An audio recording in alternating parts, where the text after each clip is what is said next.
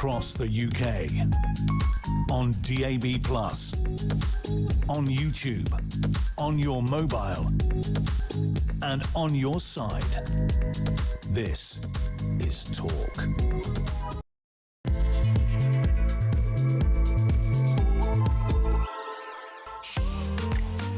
Very good evening. This is the Evening Exchange. I'm Peter Cardwell. It's a pleasure to have your company on another eventful day in British politics. Should there be a coronation of Andy Burnham, or should someone challenge him? Apparently Darren Jones says that he has more than half of the nominations that he needs. Also, am I the only one who's losing track of all these disgraced political leaders? John Swinney in Scotland has expressed his huge anger and frustration given that Peter Murrell, the estranged husband of Nicola Sturgeon, has been sent down, quite a severe sentence, 5 years, fully deserved, for his pilfering of the funds from the Independence Fund, over £400,000. We'll talk about that. Also, Nigel Farage has reflected on 10 years of Brexit in a big interview with Julia earlier today. We'll talk about that with Isabel Oakeshott in just a second. We'll speak to a senior Emirati in the studio about his views on how the United States has treated Israel, whether Starmer got foreign policy right. Lots of people think he did. We'll talk about that too, all the politics of the day as well. There's an awful lot to talk about this evening. Also, we'll talk about the SNP's petulant and disrespectful first appearance in Parliament. This ludicrous new MP who is just acting like a total child. And 11,000 small boat migrants crossed the Channel in 2026, with nearly 2,000 arriving in the past week. Wasn't it only yesterday that Keir Starmer was saying that he'd done a good job on that? Also, why is it that this country cannot cope with a bit of warm weather? Now, it's a bit more than a bit of warm weather. It is a red warning in some particular areas. But yes, it's warm. But why does everything grind to a halt as a result? Tell me your thoughts on all of this. 0344 499 1000 is the number to call. You can text me at 72222 with the word talk in your text. You can tweet me at talkTV, follow me at Peter Cardwell, send me a voice note, send me a WhatsApp text message, or give me a ring on 0344 499 1000. So much to discuss between now and 10 o'clock here on the Evening Exchange.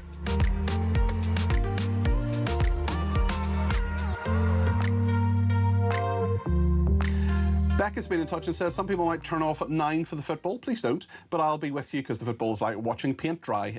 Becca, I am not from England, as you know, and I'm not a fan of football. So I do hope you stay with me. But if people enjoy the football, well, I want them to do that too. Maybe you could have two screens on, you never know.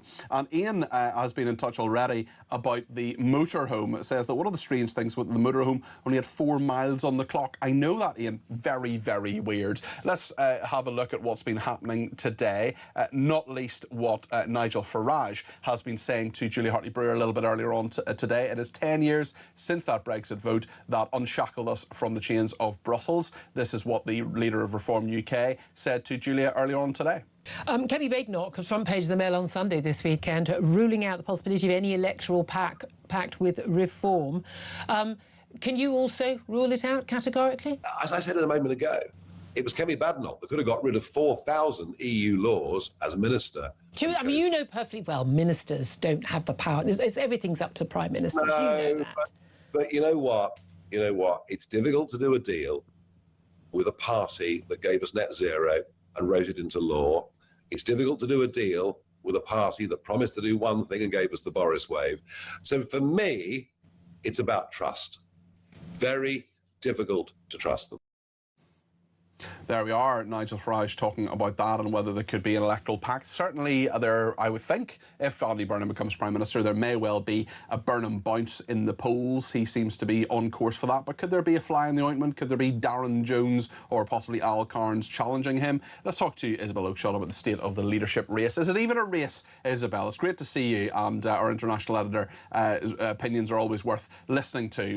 What is on your mind when it comes to this leadership election, if it is even an election by itself, a run anyway, Isabel?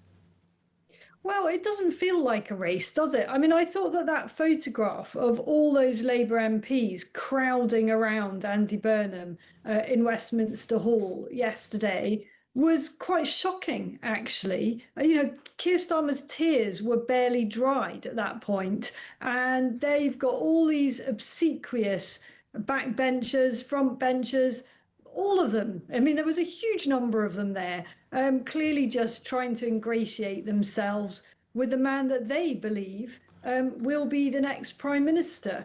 And it sort of feels at this point like a done deal, doesn't it? I mean, Darren Jones is not going to be our next prime minister. I mean, he simply isn't.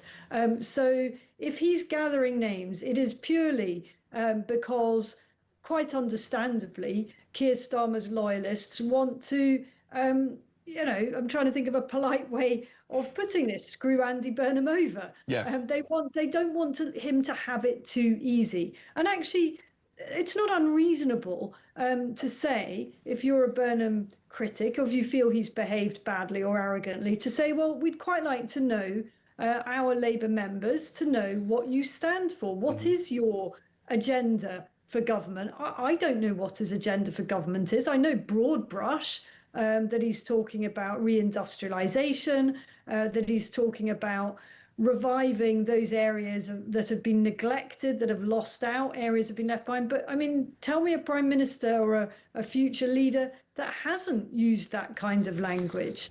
There's so many questions as well for Andy Burnham. There's so much that we just don't know about what he thinks about things like defence. We know he's had a private chat now with the Prime Minister, with Keir Starmer. He's being allowed access to civil servants to plan for his government, perhaps a bit more planning than Keir Starmer did. Maybe he actually knows what he wants to do, but there's so many things we just don't know about Andy Burnham and what he thinks. For example, is this defence plan going to go ahead? Is he going to be happy with that? You know, what is a woman? We don't know his answer to that question. Oh gosh, I'm looking forward to the radio interviews where he's challenged on that. Hopefully, if he does them. I mean, I don't think that he has any idea about defence. It's not one of the subjects he's interested in. I mean, you do get prime ministers that have blind spots. I mean, when David Cameron came in, he had very little interest in foreign affairs. He developed an interest in foreign affairs because he knew he needed a good war, or at least he thought he needed one, hence the misadventure in Libya and various other things. But I don't think I've never heard Burnham talk on defence. I don't think it's... There's not a single word about it in his entire book either, Isabel. Mark Francois told me that. He's read the whole thing. I just wonder if we could talk about Scottish politics, actually, because, I mean, this is just crazy, certainly in regard to what Peter Murrell has been convicted of, the former SNP chief, jailed for the £400,000 embezzlement of funds. We know that he's gone or he will go to jail, or has been sentenced anyway, to 5 years and 3 months for embezzling all that cash for the motorhome, for the luxury fountain pen, the video games and all the rest of it over a 12-year period. Let's just have a bit of a look at what the First Minister of Scotland and great friend of Peter Murrell, John Swinney, has been saying. I cannot understate the sense of hurt and distress and betrayal that I feel about what has happened here. To give an explanation to all of this, I am a person of faith. I believe in forgiveness, but please, Colin, I'm not going to say any more about that. It's a deeply personal point about how I feel about other human beings, and I'm not going to be any more specific about this. I've explained the hurt and the distress that I feel. Now, I am very much engaged in answering the detailed and follow-up questions, but I ask for a little bit of respect on this question, because you're exploring questions about how I feel about my faith, which are a matter for me, and on this particular question, Colin, it is agony. Obviously, the sentencing that has taken place today recognises the severity and the seriousness of the offences that have been committed against the Scottish National Party. So I welcome the sentence that has been allocated, and I hope this provides some answers and some closure for members of the party who will feel deeply let down by the betrayal of trust, as I feel let down. John Swinney's a tiny bit on the old touchy side when it comes to his former great mate, Peter Murrell, isn't he? Well, I think I'm going to be a bit more charitable about that interview. I mean, it seemed very heartfelt. I think it seemed, I don't know the detail of his friendship with Peter Murrell, but clearly he has been profoundly shocked and feels deeply betrayed, as must everybody that worked at the top of the SNP, and indeed much more widely, all the people, probably as much, all the people that pound the streets in the pouring rain, delivering leaflets and knocking on doors, and all that unsung stuff that happens in every political party. It's horrible to think that someone at the top was using it as their own personal cash machine. So how utterly devastating it must be for those who were close to Peter Murrell and were deceived by him. So that's my very Christian take on things. It's an extraordinary story of human. It's almost Shakespearean, isn't it? The unnecessary purchases. Nobody needs thousands of pounds on this stuff. It's almost pathological, it seems to me. Well, there's 4 miles done in the motorhome, for example, maybe just driving it to his mother-in-law. Let's talk about another SNP politician now. This is the newly elected MP for the SNP, Lara Bird. She came into Parliament and did this. Let's have a look. Laura Bird, member for Arbroath and Broughton Ferry. Broughton Ferry, in fact.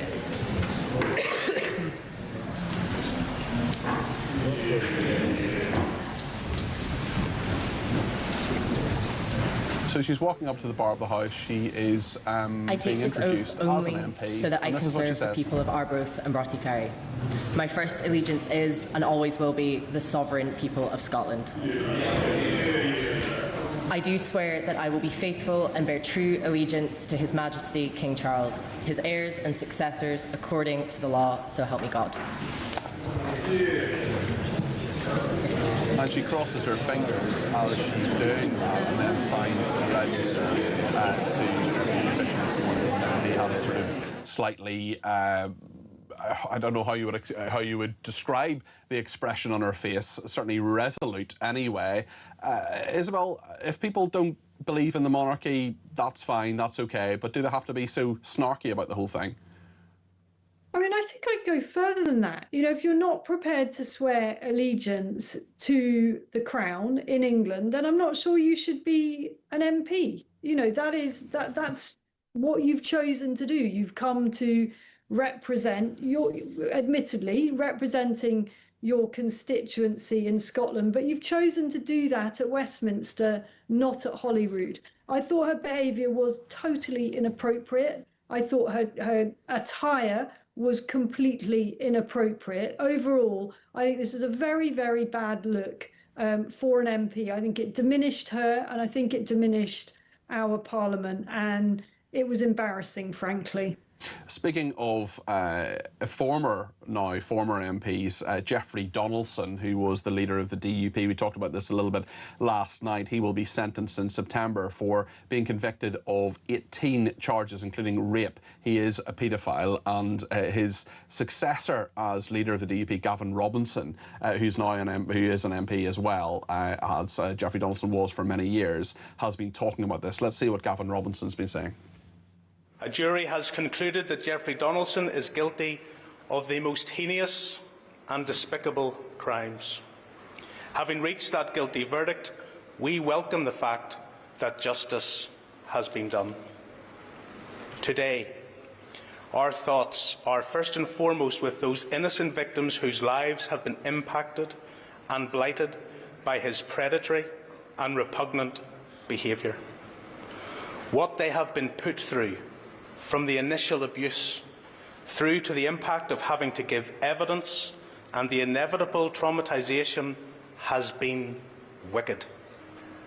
The impact on the victims of having to come forward and to be forced by their perpetrators' denials to give evidence in all the circumstances was cruel in the extreme.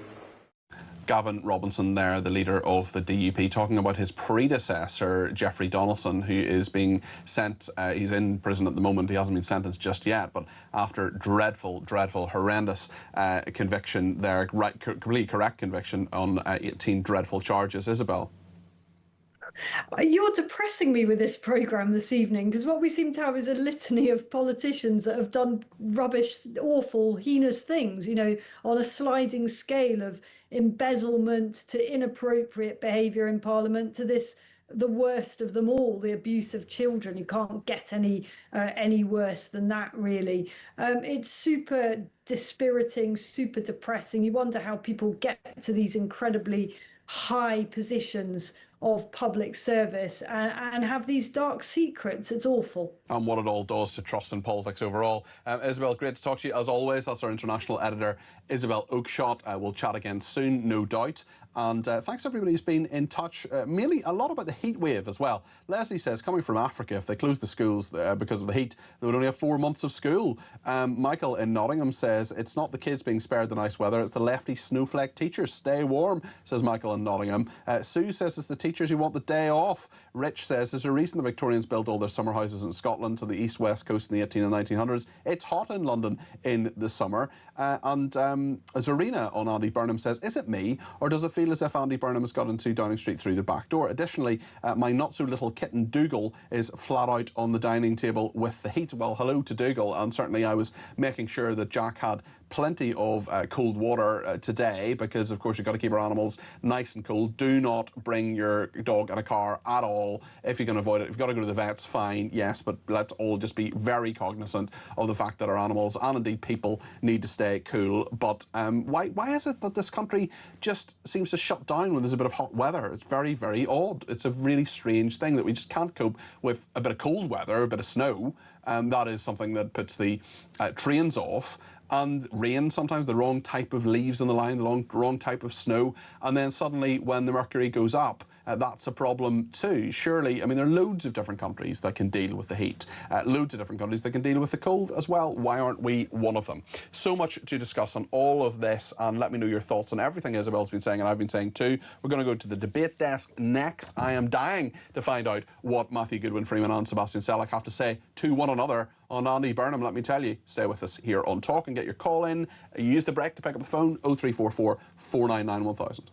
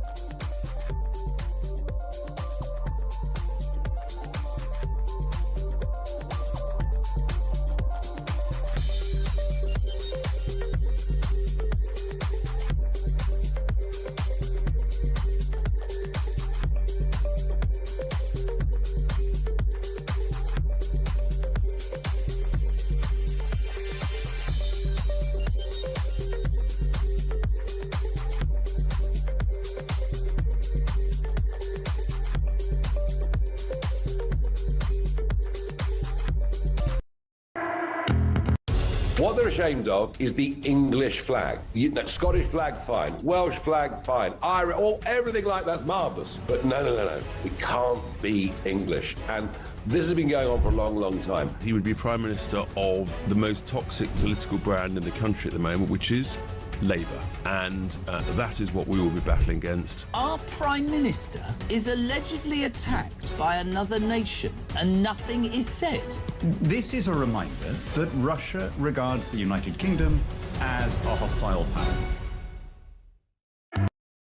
Across the UK, on DAB+, on YouTube, on your mobile, and on your side. This is Talk. So apparently you shouldn't give cats cold water, you should give them room temperature water. That's interesting. Matthew Goodwin-Freeman's on the debate, as is Sebastian Selleck. Matthew, your dog, you have a dog who likes cold water. Yes, and I was worried when you were saying about not giving cats cold water, because I thought, oh my gosh, I'll be giving my dog cold water, you know, throughout today. But thankfully, I think one of the guys in the office has researched dogs are allowed ice cold water. But you shouldn't give it to cats. Okay, I mean, I didn't know that. Public safety announcement needs to be broadcast. Yes, absolutely. My goodness. Well, keep them all hydrated. Let's all stay hydrated in this weather anyway. We'll talk more about it a little bit later on, but Penny in the Essex says, good evening, Peter. If I hear any more about the heat wave, I'll scream. Are people really that stupid that they've not heard of cold water shock and need how to be told to keep safe in the heat? For goodness sake, my husband Elliot says some people really are stupid. Penny, I think that's a fair enough point. But there are, have you ever had, either of you ever had not heat stroke, but just what's it called, where you get dizzy and get headaches, and basically it's dehydration, but it's to do with the heat as well. So what did you say, James?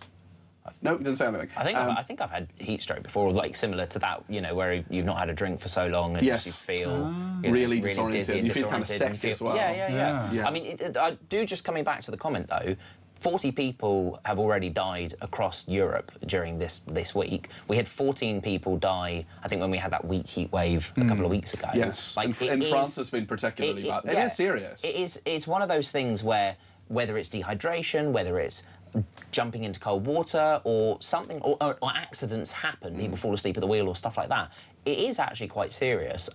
And it is just those silly things like carry a bottle of water, leave extra time for your journey, don't panic if something... You needed to leave extra time for your journey to get here. I've just been stuck on the Jubilee line in the tunnel for 10-15 minutes. So I came on the same line. So I apologise if I'm incredibly sweaty. I do really... Oh, thank you. A lovely evening show. That's very kind of you, thank you, yeah. Of course, yes, the match is tonight, and they're playing Ghana at 9 o'clock. Yes, absolutely. I couldn't wear my Union Jack shirts like normal I didn't know that, yeah. Well, people say to me, oh, you're going to watch the match? It's like, are you supporting England? It's like, straight after this. I'm not from England. I'm not English. Anyway, we'll get back to the weather, we'll get back to the football, but I want to talk about Andy Burnham. I'm dying to find out what you both think, especially whether he should enter number 10 unchallenged. Sebastian? Yes, well, I mean, look, if anybody wants to challenge him, they're very welcome, but the political momentum's going in one direction, isn't it? And it feels like we're in a weird place at the moment, because he hasn't really started anything, and yet we're talking about access talks, and yet we've kind of assumed he's already Prime Minister. Yeah, he probably will get there. But politics is about process, and we haven't been through that process yet. Yeah, what do you think, Matthew? I mean, unfortunately, I got to see him yesterday in Parliament as he was just walking through with all of his security entourage, and I'm like, hold on, only Prime Ministers and the Cabinet are supposed to be getting security, so what's happened there? But is this the best that they can do, to parachute in the Manchester mayor, costing £5 million to the taxpayer now for a by-election, when they have a huge majority, over 400 MPs? Like, is this seriously the best thing that the Labour Party can do to this country? I don't think it's fair to say he was parachuted in. Well, he was parachuted blocked the first time. Yeah, and the second time parachuted in because they realised, actually, we can't carry on as we're going. I do wonder, you think of Angela Rayner, Ed Miliband, Wes Streeting, Shabana Mahmood, David Lammy, Darren Jones, because he could do a couple of good videos, Al Khan's a new MP. I mean, is this the best for the country as well? Remember, Labour have a huge parliamentary majority. Whoever takes over will be able to say, I've got a new mandate, I've got a new direction, and effectively do what they want. Okay. I don't think they will, though. And this is the danger for Burnham, whoever comes in, because you have two options, really, don't you? You can either carry on with the existing manifesto, and what's the point, really? You've just changed the figurehead at the top. Or you can come in with your own package, which I think any sensible new leader would do, and then you're going to start to hear the shouting from the opposition benches, call a general election. And I think Burnham will be forced to... You think he'll be forced to? I think the political pressure on him will grow and grow and grow to call an election. But can't he just... I mean, is he honestly going to say to those people who are looking at him as, 17-year-old girls look at Harry Styles in that quite unseemly selfie, actually, I find, or is he going to say to them, by the way, about 100 of you are going to lose your seats? Yeah, exactly. It's not going to happen. No, and that's where the surely the counter-political pressure from his own party is going to be the one that makes his decision to not call an election. And those are the people who ultimately have the say, right? It's Labour MPs who can either vote for or against that with their majority and have their will if it goes to a vote in the Commons. But I think he is going to be facing a lot of that from the opposition parties. Farage has already started. This is his prime time, isn't it? We're looking at potentially a peaking reform. He wants to go now. He doesn't want to go in 28 or 29. Yeah. What does Andy Burnham actually believe, Sebastian? That's a very good question. And the reality is he hasn't laid out his platform yet. Because there's a whole list of questions. The Guido Fawkes website, which I read lots of political websites every single day, and the Guido Fawkes website had a load of different questions for him, which I just thought was really, really good, actually laying out all of the things we don't know an answer to. I'm just going to read a couple of them when I find this. But, I mean, what do you feel you don't know the answers to? Well, the reality on is... Burnham. Yeah. I was going to say, how long's the show? We've got a long time. Guys, you know. Oh, no. Talking about myself, don't worry. So Burnham is different to Starmer in that he's been in politics a long time. He first came into Parliament in 2001. And he's been a cabinet minister for some of that time, so he's had to take positions throughout the years. And it would be unfair of us to hold him to those positions that he took maybe 10, 15, 20 years ago.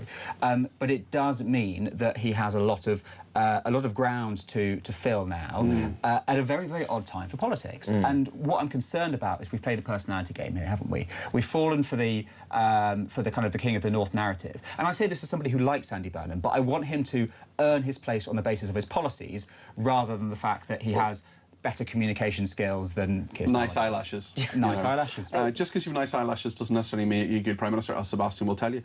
Will you change the definition of the fiscal rules in any sense of the last Rees alteration? This is what the Guido Fawkes website is saying. He needs to answer these questions. Can you name the fiscal rules now? What is your exact definition of working people, seeing as you've signed up to the Labour manifesto, which says taxes will not be raised on them? Which taxes do not impact working people? Which taxes do impact working people? What does the overall welfare bill need to come down? If so, by how much? Will you rule out borrowing outside the fiscal rules to fund increased defence spending? Will you change Starmer's defence investment plan? Will you reach 3% defence spending by 2030? Will you rule out compensating the WASPy women? What is a woman? Do you agree the UK should transfer sovereignty of the Chagos Islands to Mauritius? Will you ban social media for under 16s? Is China a national security threat? Was the government right in its approach to US military action against Iran? Will you nationalise Thames Water in this Parliament? In January 2021, you tweeted, any UK politician who gave Trump the time of day should be ashamed right now. Do you, Andy Burnham, stand by your claim? Do you support mandatory digital ID to work in the UK? Will you rule out calling a general election? And on, and on, and on. There are loads of things we just don't know about Andy Burnham. And my worry is that he makes some nice speeches where he says a few flowery things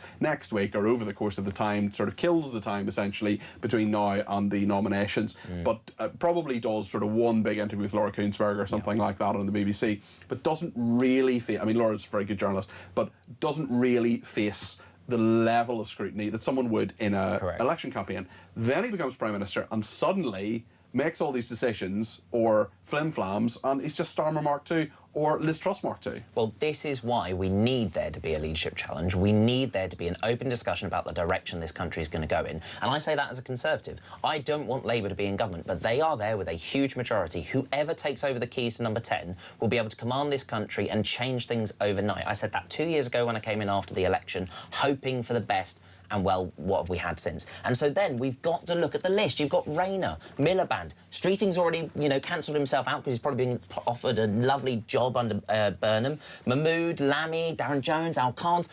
There are over 400 Labour MPs. Are you seriously telling me that not a single one of them thinks that they have the support or numbers to challenge Andy Burnham, who wasn't even an MP last week? If Andy Burnham has over 200 people who are willing to be in that selfie with him and willing to go on the record saying they support him, who's going to take them on? Have Why they gone would on they the bother? record saying supporting him? Being in a photo doesn't mean that you support somebody. Have they gone on the record saying, I will back Andy Burnham? His team certainly says that they have over 200 people Wes supporting him. Streeting's team said he had the numbers to cause a leadership challenge, and we've all seen what happened there. Maybe he did. We'll talk more about this in a second. We'll also talk about Peter Murrell and Jeffrey Donaldson, two political leaders in disgrace. Also, thank you to James, the producer, who has looked up, and it is apparently perfectly fine for cats to drink cold water in hot weather. However, you should avoid giving them ice-cold water or adding too much ice, as sudden extreme temperatures can shock their system. There we are. Thank you to James for that. I didn't know any of that, and I should, of course. We will go back on the debate desk with Sebastian and with Matthew in just a second. Be sure to let me know your reaction to what they're saying. 0344 499 1000. Stay with us.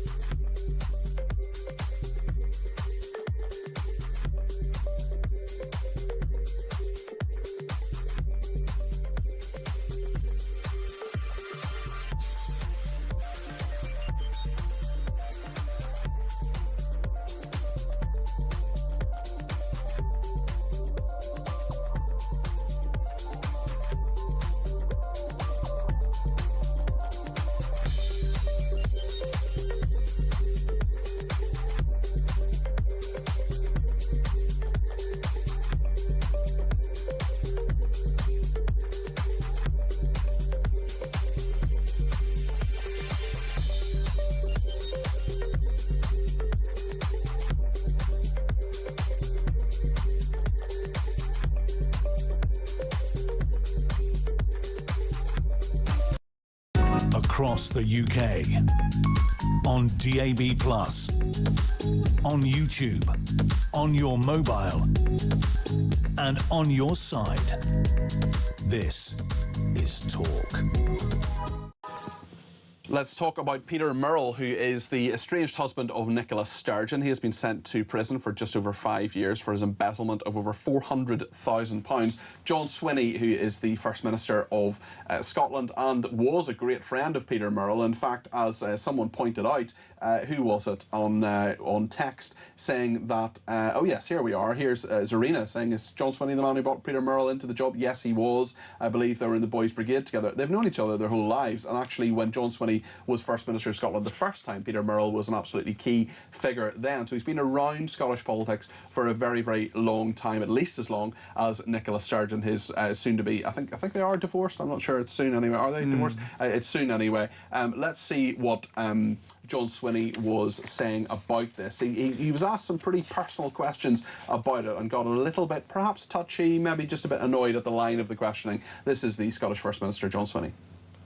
Cannot understate the sense of hurt and distress and betrayal that I feel about what has happened here. To give an explanation to all of this, I'm a person of faith. I believe in forgiveness, but please, Colin, I'm not going to say any more about that. It's a deeply personal point about how I feel about other human beings, and I'm not going to be any more specific about this. I've explained the hurt and the distress that I feel. Now, I am very much engaged in answering the detailed and follow-up questions, but I ask for a little bit of respect on this question, because you're exploring questions about how I feel about my faith, which are a matter for me, and on this particular question, Colin, it is agony. Obviously, the sentencing that has taken place today recognises the severity and the seriousness of the offences that have been committed against the Scottish National Party, so I welcome the sentence that has been allocated, and I hope this provides some answers and some closure for members of the party who will feel deeply let down by the betrayal of trust, as I feel let down. John Swinney there, the First Minister of Scotland. Matthew, what do you make of this? I mean, this is shameful. This is a scandal. He's got 5 years in jail, and I believe he's promised to pay the money back. This is an SNP disaster.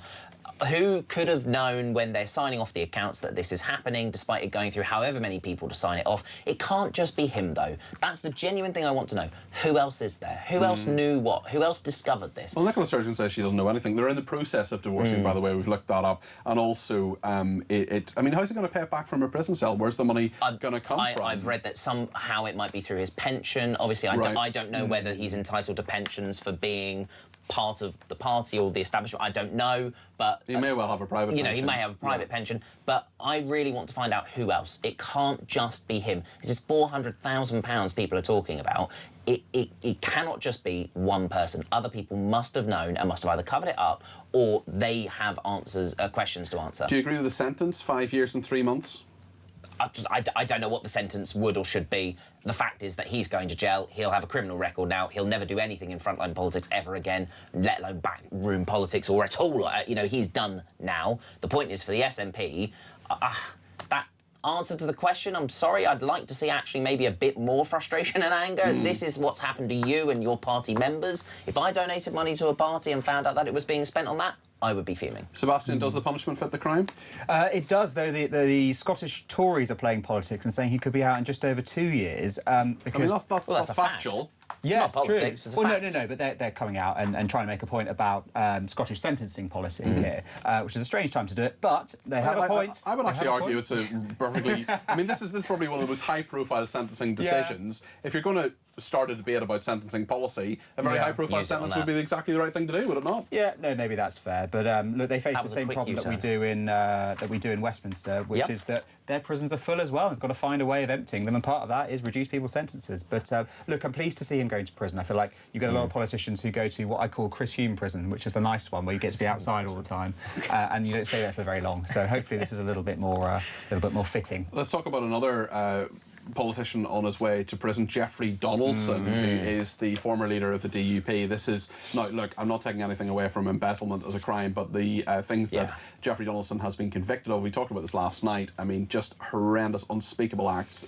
He's a paedophile. He has been convicted of rape of a child, indecent assault, and other assaults on gross indecency, 18 separate charges, and his successor, I should say, as leader of the DUP, Gavin Robinson's been talking about this. This is what Gavin Robinson's been saying. A jury has concluded that Jeffrey Donaldson is guilty of the most heinous and despicable crimes. Having reached that guilty verdict, we welcome the fact that justice has been done. Today, our thoughts are first and foremost with those innocent victims whose lives have been impacted and blighted by his predatory and repugnant behaviour. What they have been put through, from the initial abuse through to the impact of having to give evidence and the inevitable traumatisation, has been wicked.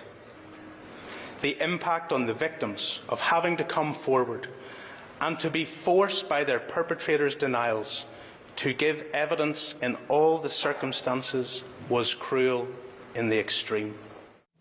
Gavin Robinson there, who is the MP for East Belfast. He's the leader of the Democratic Unionists in Northern Ireland. Jeffrey Donaldson is in prison at the moment, and he will be sentenced in September. His wife, Eleanor Donaldson, was also found liable in what's called a trial of the facts. She's too mentally unwell to stand trial. That's been decided by a psychiatrist. She won't go to prison, but she has been found liable and guilty of 5 separate offences in regard to aiding and abetting him.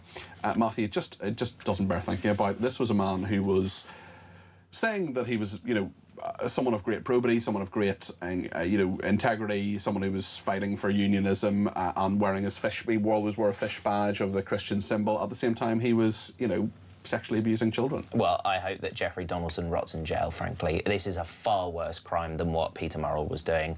I don't know what the sentence will be. I hope it is as long as possible. Again, this just goes to show that no one can escape justice, no matter what or who you are or how big a personality you think you might be.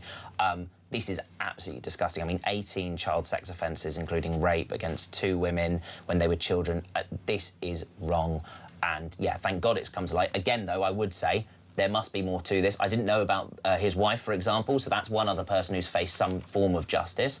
I'd like to know who else, who else is there? Who was the trafficker, maybe, for these children at the time? That is where some justice needs to be done as well. But, I mean, this is sick. I hope he rots. Well, certainly they are... and paedophiles have a bad time in jail. We all know that. So, frankly, certainly he's going to get what he deserves. The 2 women are now adults, and they obviously have lifetime anonymity. So, Sebastian, your reaction? Yeah, I mean, I would agree with all of that. Depraved was the word that Edwin Poots used, and I think that's bang on. Interesting to see all the Stormont parties calling for him to be stripped of his knighthood as well, and I think that's quite... And Privy Councillor as well. Yeah, absolutely should happen.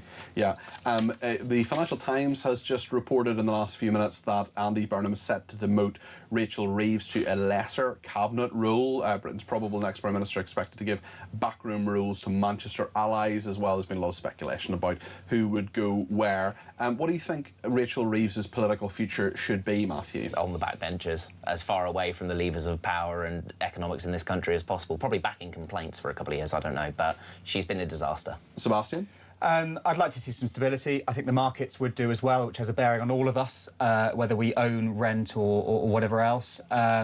Sad to see her go. I hope whoever comes in will have the same fiscal discipline that she had, because that was well overdue. It wasn't something we saw in the previous 14 years, sadly. Fiscal discipline, Matthew? Sad to see her go? No, I'm not sad to see her go. I think many people will be happy to see Rachel from accounts go. She's broken her promises. She's lied and gaslit to this country. The £22 billion black hole was made up. No one could prove to it. Do you have any evidence for that? The OBR came out and said there is no evidence to say this £22 billion black hole exists. So there you go. The fact is, she has to have accountability for what she's done. It would be good for Andy Burnham, if he comes in as Prime Minister, to wipe the slate clean and get rid of her. If you just look at the screen right now, you will see that the immediate strat is had her Chancellor. Who should be the next Chancellor, Sebastian?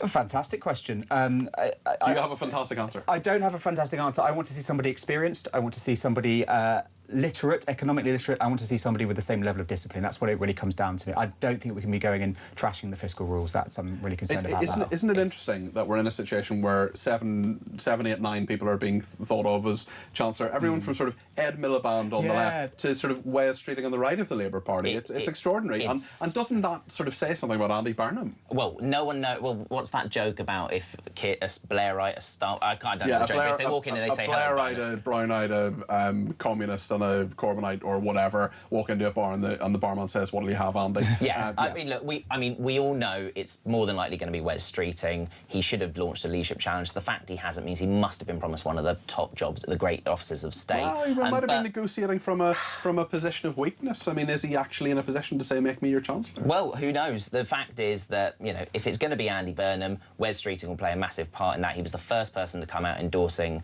Andy Burnham after he was sworn in as an MP, effectively ending the rumour of there going to be a leadership challenge. Speaking of being sworn in as an MP, let's just see this footage again of Lara Bird, who is the newest SNP MP being sworn in. I think this is pretty unseemly, what she did. I'll narrate it for people who are listening on the radio, which I know is the majority of our audience, but quite a number of people are watching as well. So let's just play this clip now, and if we can keep my mic up while it's happening. So this is Lara Bird, who is being escorted into the House of Commons by 2 SNP sort of sponsors. She is bowing there and coming up to past the bar of the House up to the mace and bowing there, and then we hear her what she'll say in a second is about her loyalty. Here we go. My first allegiance is and always will be the sovereign people of Scotland. I do swear that I will be faithful and bear true allegiance to His Majesty King Charles, his heirs and successors according to the law, so help me God. It just...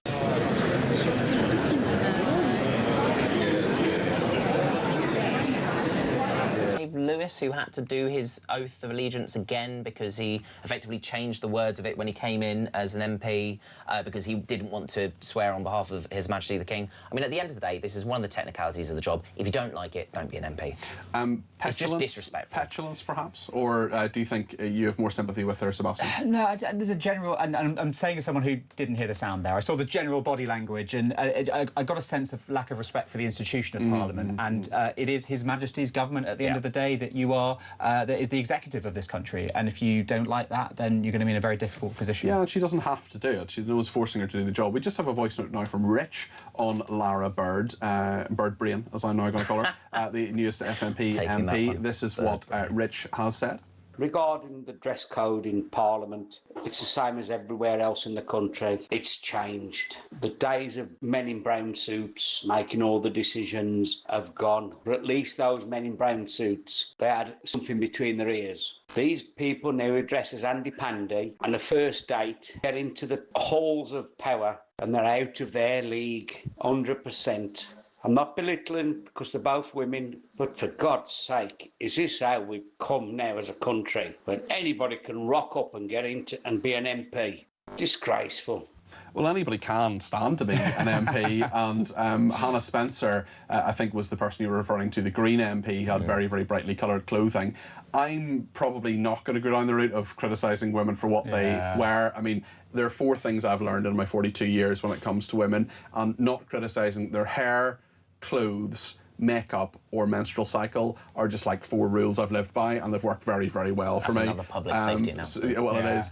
Sebastian, do you care about what she's wearing? No, not particularly. I'd also not make a habit of policing what women wear. I think there's a debate about what to wear in the House of Commons. Not particularly fussed on ties. I think we could probably do with relaxing it a little bit for those who want to. But no, I think she's probably fine. Well, there is a dress code in Parliament. It is supposed to be enforced, but ever since the change of government, it hasn't. And that's someone speaking who works in Parliament. You're supposed to wear suits, you're supposed to wear ties, it's supposed to be formal business attire, but you do see it. You see MPs who are there with suits, ties and looking smart. Is it the Speaker, and then you see others... I think it's one of the committees that's supposed to. I think it was the Speaker gives the rule of you have to wear a tie. Said you didn't have to wear a tie? Yeah, exactly. Yes, so they make the sort of day-to-day decisions, but you see the comparison of an MP looking there smart and suited with their tie, and then I think there's that Green MP with the purple dyed hair and leather jackets. Like, that's not business attire. higher. Yeah, as the far Welsh as I'm one. I concerned. can't remember her name, but yes, I know. It's, you know, it's supposed to be Parliament. This is the heart of democracy of the world. We at least should treat it with respect. Well, we've heard about them looking in Rich's view like the bill and Andy Pandy. We've heard Andy from Pandy was good. Laura Bird Brain, I quite like that. I'm going to, you know. Andy Pandy, we've heard from the Flower Pot Men, and Bill and Ben over here. We'll return to the debate desk in just a second. We will talk about why Britain can't function when it's so hot, which is something a lot of people have actually been in touch about as well, not least on text as well. There have been a number of people sending in messages, and thank you for them. Let me just see if... sorry, I'm going through a load of Andy Burnham ones here. Oh, yes, here we are. Stephen Bromsgrove says, my brothers and I went to school in Woomera in South Australia from 1966 to 1969. Dad was head of Sea Dart missile trials. Goodness me. The summer temperature was 40 degrees average. School was not closed. We had a great time, which sounds wonderful in the sunshine there. And there's a lot of people saying Sturgeon signed off the account. She is therefore culpable. No excuses. And Leslie asked me how I feel about Labour's mooted plan to decide what is suitable for us to watch or listen on the media. That is something I just believe there should be as much free speech and free broadcasting as possible. And I do think that there are real worries with that. We'll come back to the hot weather on the debate desk with Sebastian and with Matthew in just a second. Feel free to pick up the phone and let me know your thoughts. So 344 499 1000.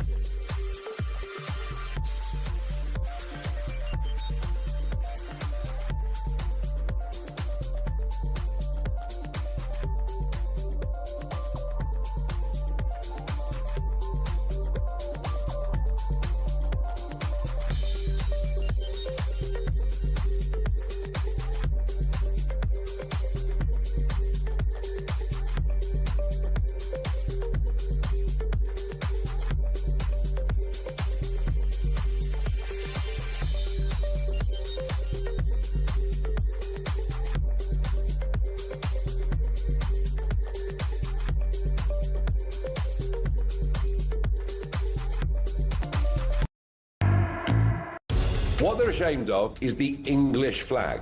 Scottish flag, fine. Welsh flag, fine. Irish, everything like that's marvellous. But no. We can't be English. And this has been going on for a long, long time. He would be Prime Minister of the most toxic political brand in the country at the moment, which is Labour. And that is what we will be battling against. Our Prime Minister is allegedly attacked by another nation and nothing is said.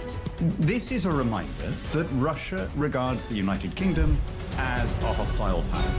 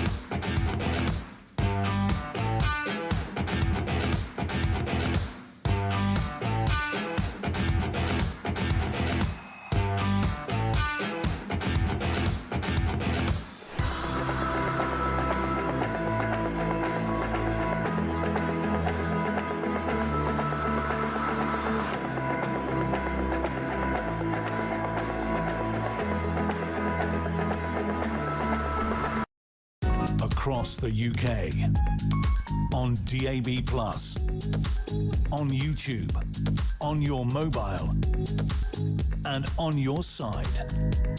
This is talk.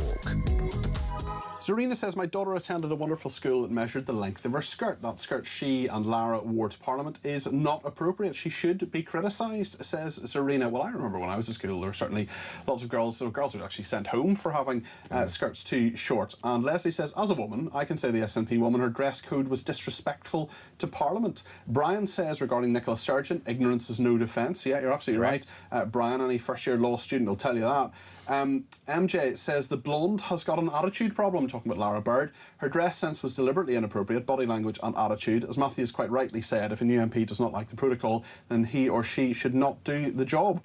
Leslie says, why does Sebastian always answer debates with what evidence do you have for that? Sebastian? Because evidence is important, we shouldn't make things up. Mark says, I would like to see a political outsider brought in to fill the Chancellor role. It should be a purely apolitical appointment. What do you think about that? That's an interesting suggestion, but then the question would be, well, why don't we put it back into the hands of the Bank of England, give the Bank of England more powers? So that would be quite an interesting thing to look at, but it won't be done. Glenn in Colchester says, did your guest who said it would be unfair to hold Burnham to account for what he said when previously in government say the same about opposition politicians' historical tweets and comments? Yeah, times change. I think we're in particularly weird times now, and so you've got to be selective about what you hold people to account for and what you don't. Graham says, if Peter Murrell now claims to be a trans woman, I wonder which jail he would be sent to. Another person says, I would have thought Streeting would want to carry on sorting out the NHS and its unions. Too hard, Wes. Grant in Leicester says, Peter, Labour have 450-ish MPs. Is there really such a dearth of talent? What they have to concoct a by-election to bring in a non-MP to lead them? Well, he's an MP now, certainly. And Terry simply says, why do you have that lefty idiot Sebastian on your show? He's not in the real world. Well, I think Sebastian is a good addition to the debate desk, and I'm very happy to hear from him, even if I disagree with him, because in our shows we disagree without being disagreeable. And Graham has asked a very pertinent question and says, does Jack the cat drink Diet Coke? He does not, Graham. Can we check if Diet Coke is good for cats? No, I can tell you right now, Diet Coke is not good for cats, not good for me either, the amount that I drink of it anyway. But on another matter of consumables, another person says if Andy Burnham was made of chocolate, he would eat himself. Well, chocolate is... You definitely melt at the moment. Well, so, yeah. yes, and speaking of that, actually melting, Thank you, the heat wave is happening. It's very warm. It's going to get even warmer tomorrow and Thursday when it could be 40 degrees, plus the humidity is rising as well. The barometer's getting low, and Matthew and Sebastian are feeling the heat, as am I. This is mainly a south of England, Wales thing, so I'm going to be really careful about not just saying it's the whole country, because it isn't, and 82% of our viewers and listeners are outside London, and I never, ever forget that. Saying that, we will know about it, and of course there are many people experiencing it. But my question is, why does this country seem to grind to a halt every time there's any form of weather that is not necessarily extreme, but certainly out of the ordinary, Sebastian? Yeah, well, the problem with these heat waves is they come for such a short spell every year. Although there's the second one this year. That's true, but they come so briefly, and look, there's a wider debate here about infrastructure, isn't there? HS2, we've not quite got that one over the line. Are we going to have a conversation about revamping our entire Victorian rail network to be able to suit climate change? We're probably going to have to at some point, but it's not going to be an easy discussion, it's not going to be an easy one to deliver. But there's also a biological element to it as well. Because these heat waves are so short, we don't have time to acclimatise our bodies. That takes 1 or 2 weeks, and that's why it's much easier to live in the heat somewhere like Greece or elsewhere in southern Europe than it is if it's a short, sharp shock here. We melt, don't we? Yeah, certainly. Well, I lived in Washington for a couple of summers, and believe me, the humidity there, which is sometimes up to 100%, there was a walk to the metro station that I had to go to, and it was about a mile. Americans don't tend to walk, but I didn't have a car. I was a student or around that, and once I got to the metro station, it was not a pretty sight. Let me tell you, I was feeling the heat. Matthew, why can't we just cope with this as a country, do you think? I mean, Switzerland copes with a cold, for example. You know, loads of countries, African countries, deal with the heat all the time. Look, part of the reason is we are not built for this. Our infrastructure is built to, ironically, keep the heat in our houses rather than the heat out. But you do see it, infrastructure starts to fail, the roads, the trains, all that sort of thing becomes a nightmare. We will get through it. I think the weather's cooling down at the end of the week. It won't be too much longer. Just be safe, be sensible, Is look it after right your that loved schools ones. Closed? I think that's a sensible decision. I mean, my missus is a school teacher. Oh, right. Today, she's had to take a coach of children to a farm. Imagine that coach journey, if it's stuck in traffic, then dealing with kids who can't regulate their bodies anyway, so you're having to do that as a teacher. You know, our parents are having to go through that every single day before they then try to get to sleep at night. If you had given us a ring at 7:15 and said, Peter, I'm not coming because it's too hot, or, you know, what if you're self-employed, for example? You know, you've got to make a living, you've got to turn up and do your job. I'm in a position where if I don't turn up and do this job, I don't get paid. So, you know, there are lots of people saying, oh, you can work from home, you can do this, that, the other. Well, there are lots of jobs where you've got to be physically present. And that is where I disagree with what Network Rail said, saying to people to not travel unless it's absolutely essential. People do have to travel, whether it is, be it for work or self-employed reasons, essential, though, isn't hospital, things like that. Well, a lot of jobs now, yes, you can work from home, but there are a lot of jobs where, no, you can't, and that's not a valid argument. But is there a point for people who could do exactly the same work sitting on their laptop at home or being in an office to come in?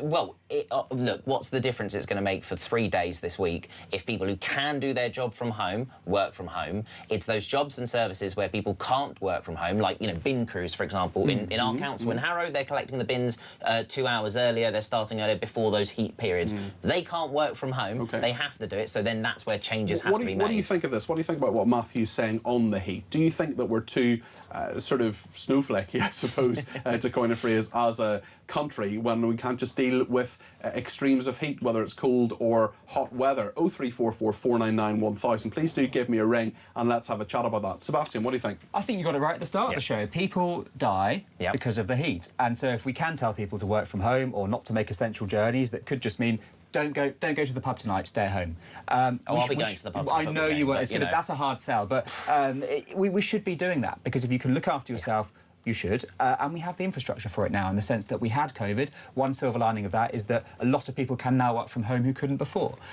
So we should use those learnings, whether it's schools being temporarily remotely, or whether it's... You didn't just say learnings, did you? Did you just say learnings? No, I did, didn't I? How awful. No, I think we're going to need to give you a slap, I'm afraid. Sorry about that. Lessons. Never say learnings. Never say going forward. Don't use corporate nonsense. We won't deliver. Deliver on. Deliver on. Yes, that's very annoying. I'll send you a list. I'll reach out to you. Why don't you give us a ring and let me know how you're coping in this heat? What are you doing? What techniques are you employing? 0344 499 1000. For the meantime, thank you very much indeed to Matthew Goodwin-Freeman and to Sebastian Selleck, who I know are going to continue watching and listening to the programme right through to 10 o'clock. You have no other plans at 9 o'clock. Maybe on my phone. Sue says, another point, Peter, why are Scottish MPs allowed to vote in Westminster when English MPs have no influence in Holyrood? The West Lothian question needs to be addressed in light of such a public display of contempt by Lara Bird. Clayton at Dartford says, have you played Naria's interview back to Sebastian? I haven't, but I will recommend it to him. I will do that in the break, I promise, Clayton. Bob says the BBC is scaremongering about the weather. They should be advising taking a shower and enjoy evaporation. Melanie says the Cindy Doll MP was an eye-rolling teenager in the House of Commons. Why has she chosen to be an MP? She certainly supports Scotland, but she doesn't support the King, so she should be made to go. If she doesn't like protocol, then she's in the wrong job. Well, here's a question from someone coming from Northern Ireland. My MP in the area that I'm from in Northern Ireland is a Sinn Féin MP. If they stand up and say, I'm against the monarchy, I want a republic, I want Northern Ireland to not be part of the United Kingdom, and then they can't stay in Parliament because they have to swear an oath of allegiance to the King, should they be allowed to do so? Should accommodation be made for them? I actually, weirdly, think it should. And that's an odd opinion to have, but I do think if you honestly, straightforwardly say, I'm not a monarchist and I don't believe in the Union, and then you're elected, well, I don't know, what do you think? Maybe I'm totally wrong on that. 0344 499 1000. Give me a ring, let me know what you think. Plenty more to discuss. We'll talk to Mark Francois, the Shadow Defence Minister, in a second about all the politics of the day, what his views are, and of course Andy Burnham's view. We don't know on Chagos, something that Mark Francois feels very, very strongly about. We'll get into all of that, and we'll take more of your calls as well. 0344 499 1000. Pick up the phone, let me know what you're doing, whatever it is this evening, to deal with the heat. Stay with us.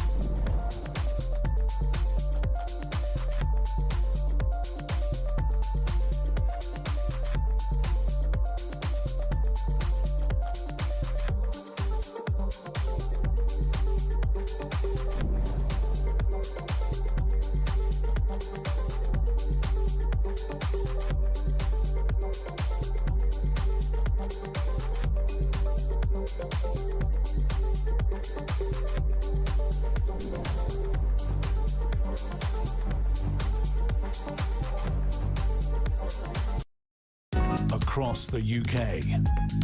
On DAB+, on YouTube, on your mobile, and on your side. This is Talk.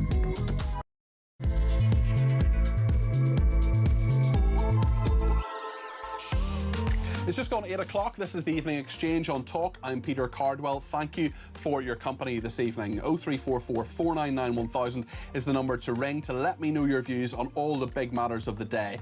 Who is governing this country? Because a big defence debate that happened in Parliament this afternoon, confusion reigned about how much money was actually going to go in to support our brave men and women who defend this country. Can they do that? Are they equipped to do it? The Shadow Defence Minister, Mark Francois, joins me live in the studio in just a second as Andy Burnham seems to be on track to be the new Labour Prime Minister. Should there be a contest? What do you think of that? The other big story today was Peter Murrell, Nicola Sturgeon's estranged husband, who has been sentenced to prison for over 5 years, 5 years and 3 months for all the pilfering and embezzlement he has done of SNP funds. We'll talk as well about the football. We'll talk about the weather. It is incredibly hot in the south of England, 32 degrees in the north. Debbie has sent me a message to tell me that she's in Lincolnshire.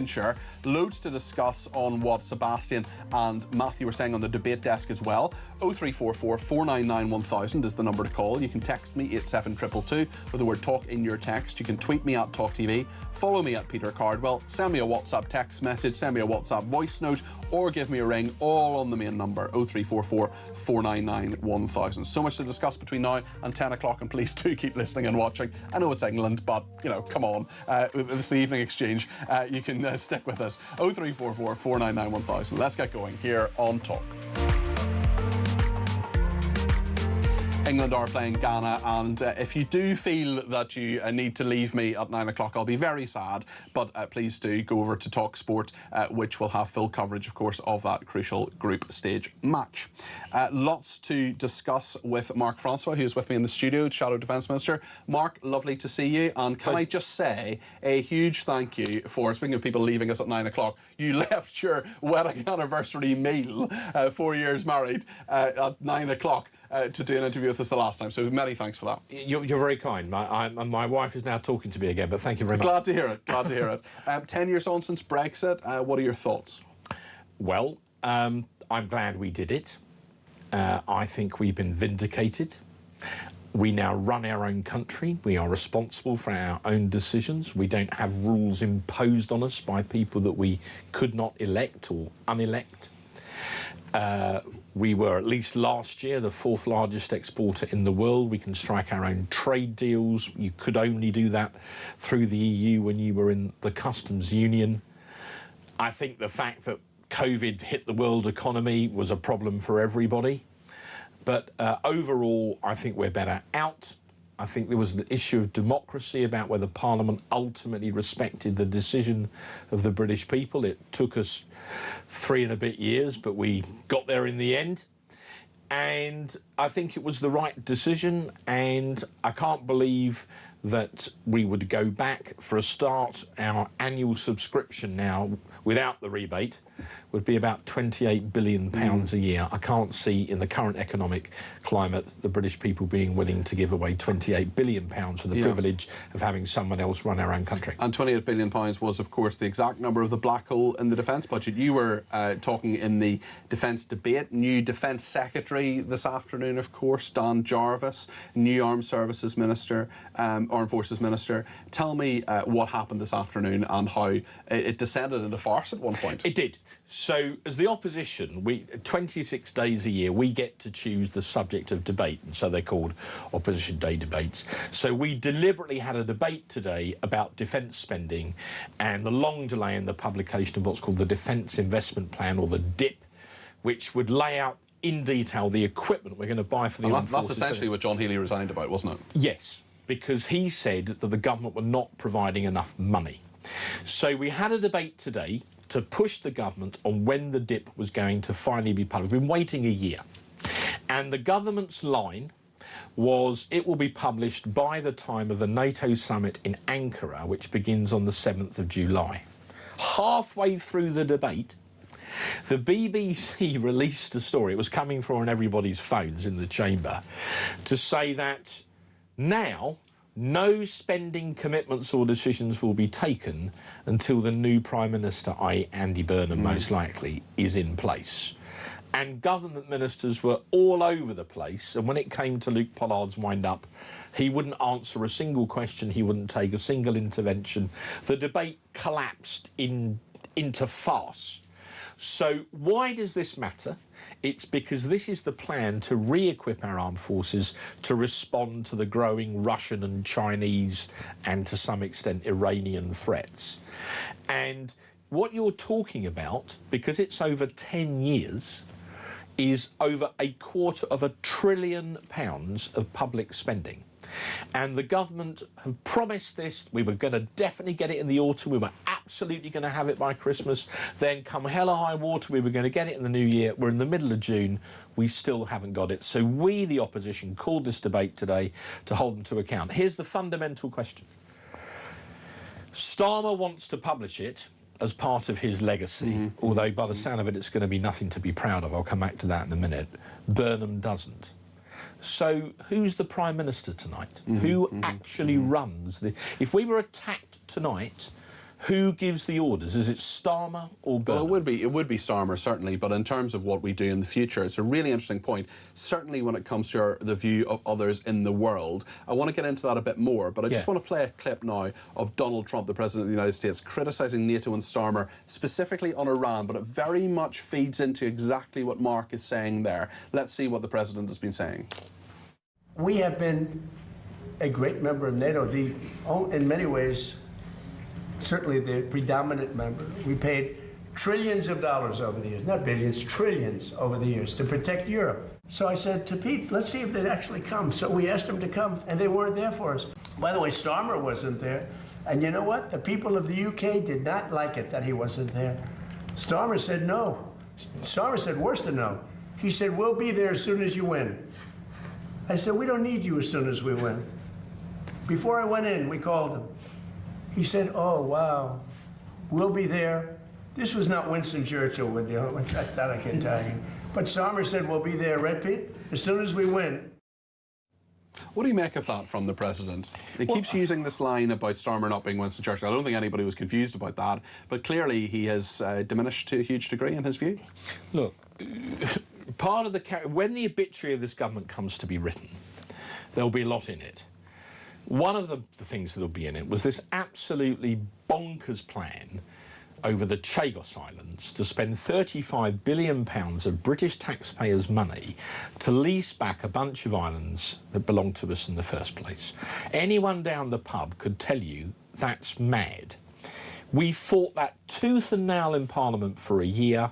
In the end, Trump effectively vetoed it. But if we hadn't have fought that battle, they might have got it through. So that's the quality of strategic decision-making under this government. And it gives me no pleasure to say this as a Brit, as the son of a D-Day veteran. We've discussed that before. Within NATO, this government is now a laughingstock. Let me give you an example. There's a NATO readiness index that measures how well individual NATO countries are doing at rearming and how prepared we would be to fight. Of the 32 countries, we're 31st. And the only country below us are Iceland. And they're only below us because they haven't got any regular armed forces to be ready with. That's astonishing. Now, you know, years ago, the Brits were the absolute bedrock of NATO in Europe. You know, other countries might be slowing down. You could absolutely depend on the Brits, and the Americans always believe that. Not now. So the relationship between Starmer and Trump is completely broken. How Trump would get on with Burnham, I don't know. Interesting thing about Burnham, he's desperately wants to rejoin the EU. It's all over his book, Head North, which I've read. He's very pro-PR. Well, they lost a referendum. And you were the one who told me in the book there was nothing about defence or foreign affairs. Hardly at all. Yeah. I mean, he's almost a blank sheet of paper on defence. It just seems to have been something he's never been particularly interested in. And in January 2021, Andy Burnham tweeted, any UK politician who gave Trump the time of day should be ashamed right now. So he's not exactly going into the transatlantic relationship with Trump, who's going to be there for, you know, a number of years to come, another couple of years to come. That is going to be a tricky relationship before it starts. Well, that could be an interesting meeting in the White House if indeed he ever gets there. But look, what do we know? We don't know if and when Andy Burnham will be Prime Minister, although tonight it looks as if we're not sure if Starmer really is. What do we know? We know that the Armed Forces Minister resigned in disgust because of two things. One, because Labour wouldn't fund the Defence Investment Plan properly, and secondly, because we've discussed this many times, Peter, he felt that the Northern Ireland Troubles Bill was not fit for purpose. Those are his words. So he resigned. We know that the Secretary of State for Defence resigned because he felt they weren't funding defence properly. And we now know that the Prime Minister has resigned. These are facts. And I think... Well, we had this debate today, and what you heard from all sides of the House of Commons, to be fair, except Reform, who, of course, weren't there because we were debating defence. They're just not interested in defence. They haven't got a defence spokesman. On defence, Reform are a joke. Why do you think that? I mean, I'm sure they would deny that, but why do you think they weren't there? Why do you think they don't care, in your view? You'd have to ask them. They're probably all in their offices doing TikTok videos. I don't know, but time and again, when we debate defence, hardly anyone ever turns up from Reform. Right. You tell me who Reform's defence spokesman is, because I don't know. But I promise you, the next time I am interviewing an MP from, and James, the producer, if you could remember this and remember to remind me, because I have a memory of a goldfish, I will ask Reform UK specifically about defence. I want to ask you a couple of questions that are coming in, actually, as well. Mark says, Brexit is wonderful, etc., etc., but we voted to leave to stop unfettered immigration. And your lot, Mark Francois, not the Labour lot, sent immigration through the roof and into the stratosphere. The Tories were and remain a disgrace to this nation, says Mark. What would you say to him? Well, I don't agree. We could, we could have done better on immigration. I accept that, and I think Kemi's been upfront about that. But look, Zia Youssef, who is the head of policy for Reform, tweeted 2 weeks ago that all Tories and Labour MPs were, well, all Tories and Labour were, in his word, traitors. Now, my dad fought at D-Day. I deeply object to being called a traitor by anybody. So I'm here to tell you, I used to be open-minded about whether or not we should have some kind of long-term arrangement with Reform. Not now. OK, was that the moment that changed things for you? That was my epiphany. Why would you enter into an abusive marriage? I mean, that's a strong thing to say. Zia Youssef But come on, an abusive marriage, is that appropriate language to be using? Well, it would be with Zia Youssef. Zia Youssef, I've debated with him before, the man is utterly toxic. So why do they think that they can abuse us and call us traitors to our country, and then if it came to a general election they were short, they'd just snap their fingers and come running? No. So what if that would mean that you kept Labour out? I am not interested in any arrangement of any kind that involves Zia Youssef. Full stop, end of sentence. I'm not going to work with someone who calls me and my colleagues a traitor. They weren't even in the House of Commons today. We're talking about defence, we're talking about the people who are pledged to defend our flag. The plastic patriots who wrap themselves in the flag couldn't even be bothered to turn up. So I'm sick and tired of hearing about how Reform are the only patriotic people in this country. Zia Youssef can stick it where the sun doesn't shine. We haven't had the opportunity to put that to Zia Youssef. Maybe we will before the end of the programme. He's very welcome to come on any time. I've interviewed him on a number of occasions. Let me ask you something else on Brexit. Bob has been in touch and says, I'm an American who has lived for 35 years in Britain. I've watched the Northern Ireland issue for 35 years without any views. You, of course, would understand the issues better than me, Peter, but wouldn't Northern Ireland be better off in the EU, better for the Northern Ireland, better for the UK? What would you say to Bob? Northern Ireland is part of the United Kingdom. And in the United Kingdom in 2016, 10 years ago today, we had a democratic, peaceful referendum where we asked the people of the United Kingdom, including Northern Ireland, would they like to leave the European Union or remain? It was a very straight question. And they voted to leave, peacefully and democratically, with a majority of 1.4 million votes. And I and others fought in Parliament for 3 years to honour their decision. If you remember that booklet that went out before the campaign started, that famous thing on page 13, this is your decision, the government will implement what you decide. Well, eventually, under Boris, they did. So that is my answer. Now, Burnham, he's a complete blank sheet of paper on defence and foreign policy. I'm not being rude, he just hardly ever said anything about it. You did well to find one quote.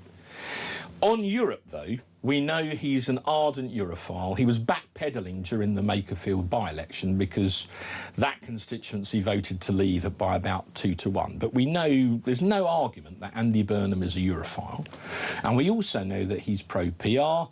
And if you remember, we had a referendum on that under the coalition on whether or not to go to a PR system, and that was overwhelmingly rejected by a majority of over 2-1 by the British people. So he's flying in the face of 2 UK-wide referendums right from day one. I'm not sure if he becomes Prime Minister, Andy Burnham is going to be quite the saviour that the Labour Party think he is, but time will tell. Just a quick word on Peter Murrell. He is Nicola Sturgeon's estranged husband, sent to prison for 5 years and 3 months today. What do you make of that, Mark? To be honest, with all the other things going on defence, and I've not followed it that closely. I suppose, like most other people, I find it a little bit difficult to believe that Nicola Sturgeon didn't have a clue what was going on. All these new gadgets and things turned up at home, and suddenly there's a motorhome out the front, and where did all that come from? So I find it a little bit difficult to believe. But to come back to where we came in, Peter, before we all, some people, go and watch the football. No disrespect. Someone says they're going to watch Embridge. OK, but I mean, look, we have a situation here. We have a sort of interregnum in British politics. And there's clearly a spat between the current Prime Minister and the potential future Prime Minister about a plan for the defence of the United Kingdom. And hopefully we will find out over the next few days who's really running the country. And the British people have a right to know. We've got a Prime Minister in name only, and we've got a would-be future Prime Minister. But where the rubber hit the road today is the current Prime Minister wanted to publish this plan, albeit a year late, presumably as part of his legacy, and the incoming probable Prime Minister didn't want to let him. So one of the reasons this government, this Starmer administration, has failed, and you can, why, if I'm wrong, why did the Armed Forces Minister and the Secretary of State for Defence resign?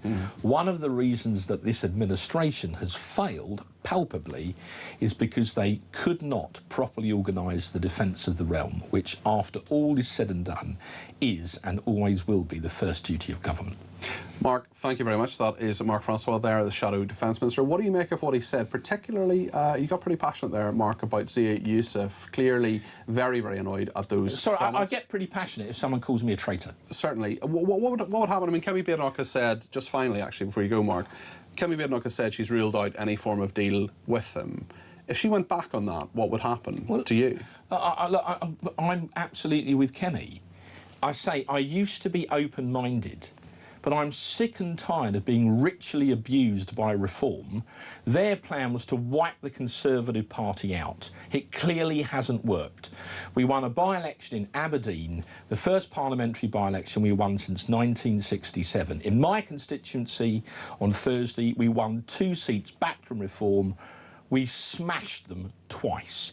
Daniel and Stuart Belton, Team Belton as we call them, two brilliant campaigns. So why, if you just think about it, and you forget the politics, just think about it in human terms, why would you want to work with someone who ritually abuses you, who accuses you of betraying your country, and then thinks that when it's convenient, they can snap their fingers and we will come running? We won't.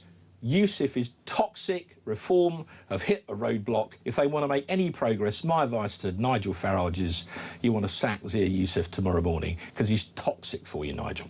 OK, I'm very happy to put those points to Reform UK and indeed to Zia Youssef at any point if he wants to come on this programme, or we will certainly speak to Reform about that and get their views on it this evening. And if they come back to us before 10 o'clock, we will, of course, bring it to you to give them a right of reply. Mark Francois, thank you. He is the Shadow Defence Minister. Plenty of calls, text, tweets and voice notes coming your way. Next, 0344 499 1000 is the number to call.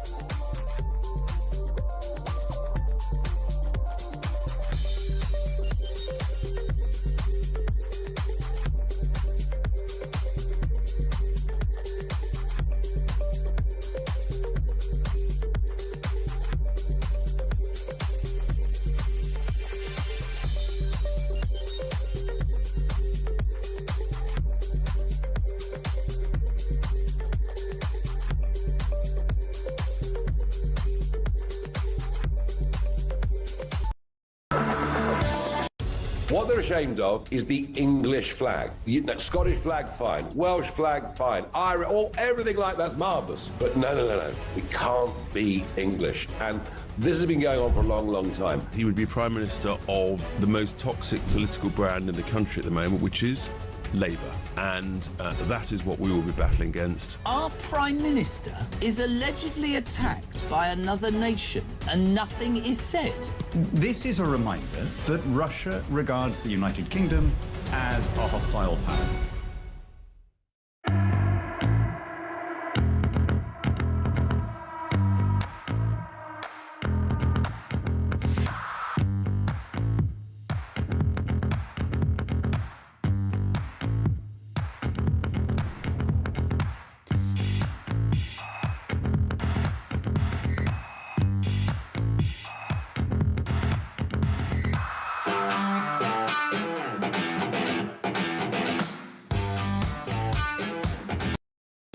Across the UK, on DAB+, on YouTube, on your mobile, and on your side. This is Talk. Well, quite a reaction to what Mark Francois said there. He was very, very damning of Reform UK's Zia Youssef for calling Labour and Conservatives traitors previously. That was quite a shocking and very heartfelt thing from form of words from Mark Francois. We are putting that directly to Reform UK. We're getting in touch with their people and Zia Youssef directly, and if someone wants to come on before 10 o'clock to reply to that, they're very, very welcome to do so. Listening to quite a number of texts and tweets as well. A texter says, listening to this Tory, Mark Francois, going on makes me so angry, going on about reform. The situation we're in sits entirely at the Tories' door. It's your fault we are now where we are, so raising your voice like some kind of school teacher has just lit the fire under every listener like me. Total ignorance, this person says. Sue says, good grief, Mark Francois has put his hurt feelings before the country. He is as bad as Rupert Lowe, says Suze. So interesting reflections there. I wonder what you think if you're watching or listening to it. This is manufactured outrage, says Mark. Nobody is buying it. Who also says if you think attacking reform is good policy to win over listeners, you need to reassess your strategy. So plenty to discuss on all of that. A number of other matters as well. People getting in touch about defence as well. Alex from Cardiff says with the amount of Army, Navy and Marine adverts on mainstream media, obviously the government has realised that we can't defend ourselves, but it may be too late. Joanna in Salisbury says, hi Cardi P. Hi Joanna. Says it was obvious our defence was a mess over Greenland. We sent boots, that was 2 boots belonging to one man. You're absolutely right. We sent one person. Jenny says, I will be back at 10. The big debate about whether people leave at 9 o'clock. Elisa is saying, it is possible to listen to you on the radio while watching the footy on the TV on mute. I just watched Portugal win, while I also listened and watched your phone on my show, your show on my phone app, says Elisa, who is clearly very loyal. Leslie says, I'll still be tuning in at 9 o'clock. Brexit, what do the Remooners and politicians not understand about democracy? Jenny says, I'll be leaving at 9 o'clock because Emmerdale is on. Jenny, now come on. Emmerdale, really? It's not even still, oh, it's still going. I know it's still going. I once got into an argument, well, not an argument, a heated debate. I was a special advisor, and you get invited to all these weird and wonderful things, and one of them was the ITV party, and it was their like summer party in Westminster with a load of different politicians. It was a very strange thing.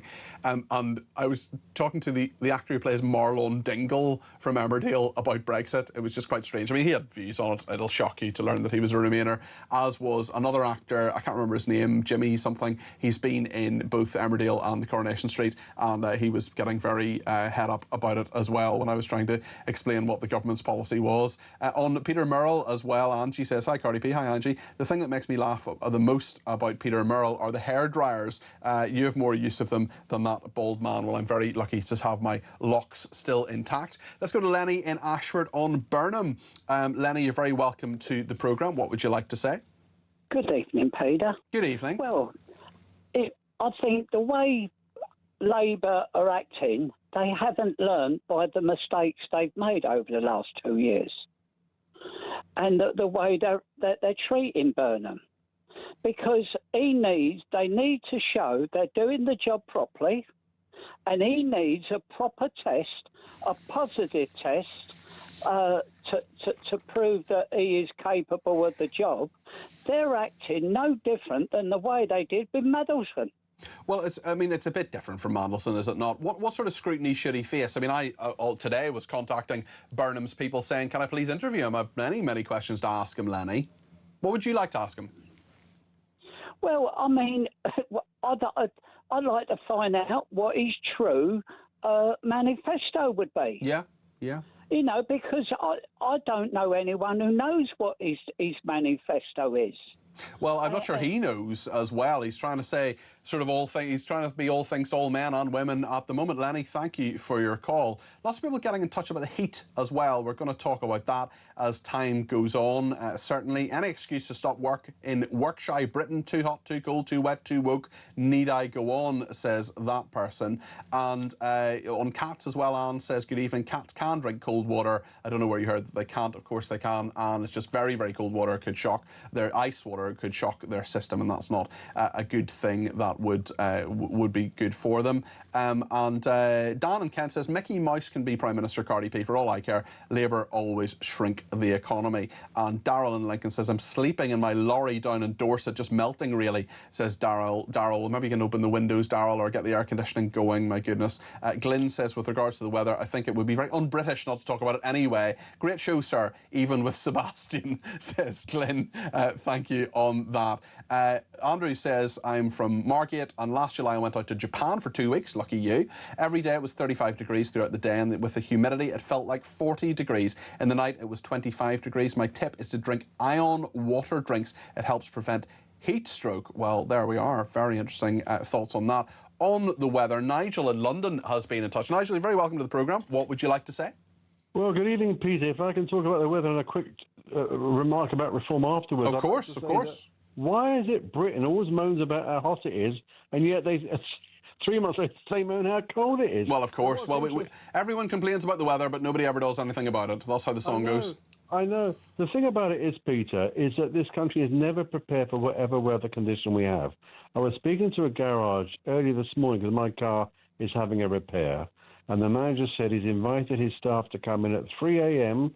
to beat the heat and go home at 11 a.m. for those who can actually make it in because of, public transport or car or however they get to That's work. a good idea. Just trying to alleviate it. Yeah. He said because during the day their business is not air conditioned, it's intolerable to work. I was saying to the gentleman who took my telephone call, we bought 2 air conditioners here for the house a few years ago. They weren't overly expensive, but the benefit it gives us is immense. It makes us cool. We have a couple of showers a day to keep cool, so I recommend people have some cool showers. Yeah, I've been doing that, certainly. I've had 2 or 3 showers a day. Yeah, definitely. And it really, really helps. And we go to the States, like where we live as well. It's really, really hot there. And what amazes me is why is it we can't cope in this country with hot rails because the rails get buckled, yet in the middle of Africa, Asia, India, hot place in America. It's the same with the cold. They talk about the wrong type of snow and all the rest of it. Tell me your thoughts on Burnham then, Nigel.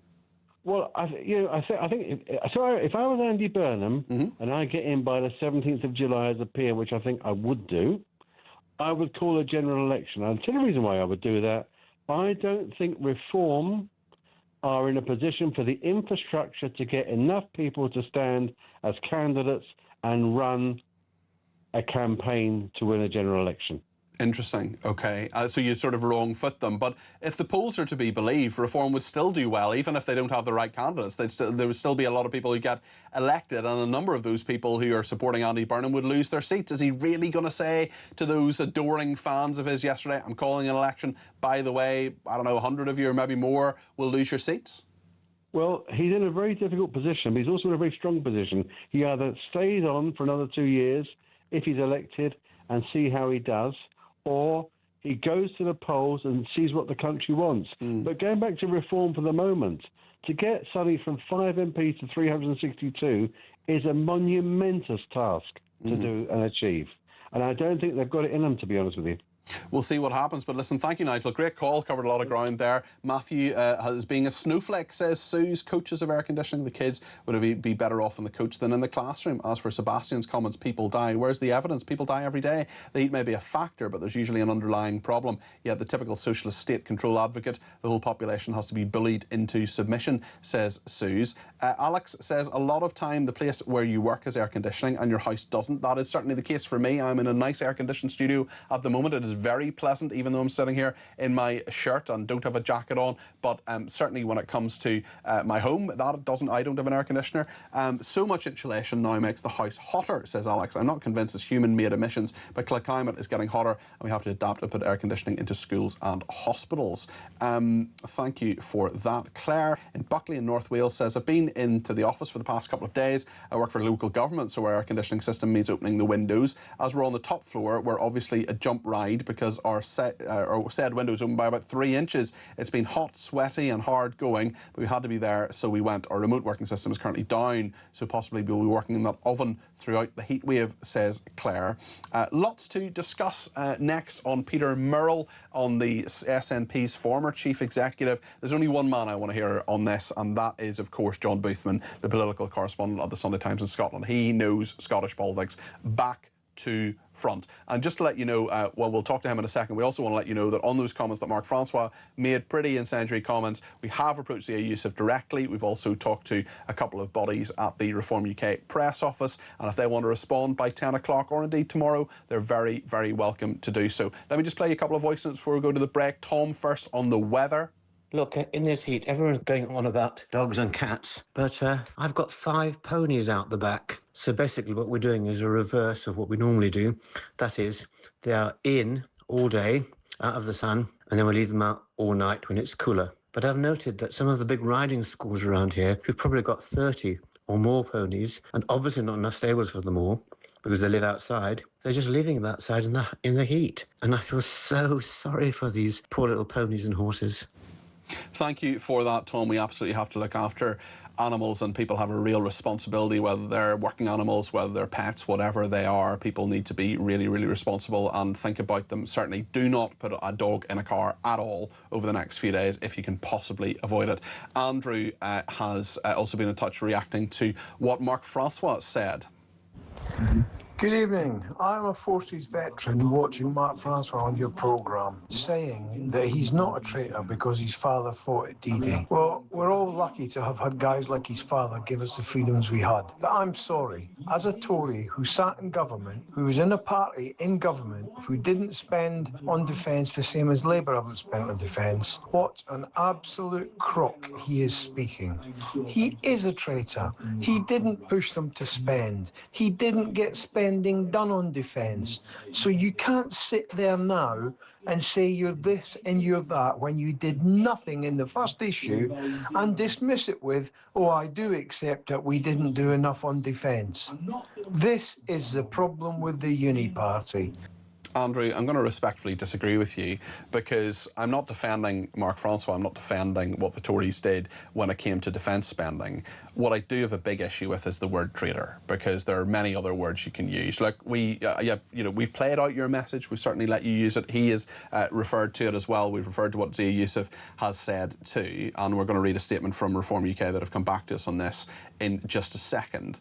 But to use that word, it is people use it all the time, people send it to me in messages and so on, and I would honestly just challenge people just to think about it. I'm not saying don't use it, I'm saying be careful and just think about it. Think about, we've had 2 members of Parliament in the last 10 years murdered. One was Joe Cox and the other was David Amos.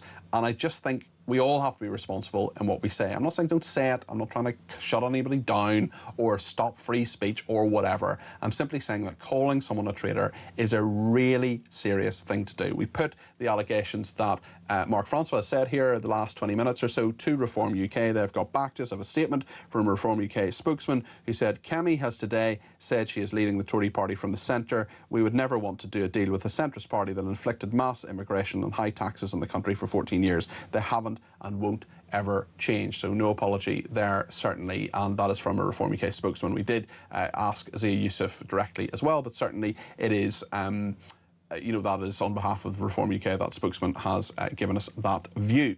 Well, We'll speak about Scotland. John Boothman is standing by. Stay with us.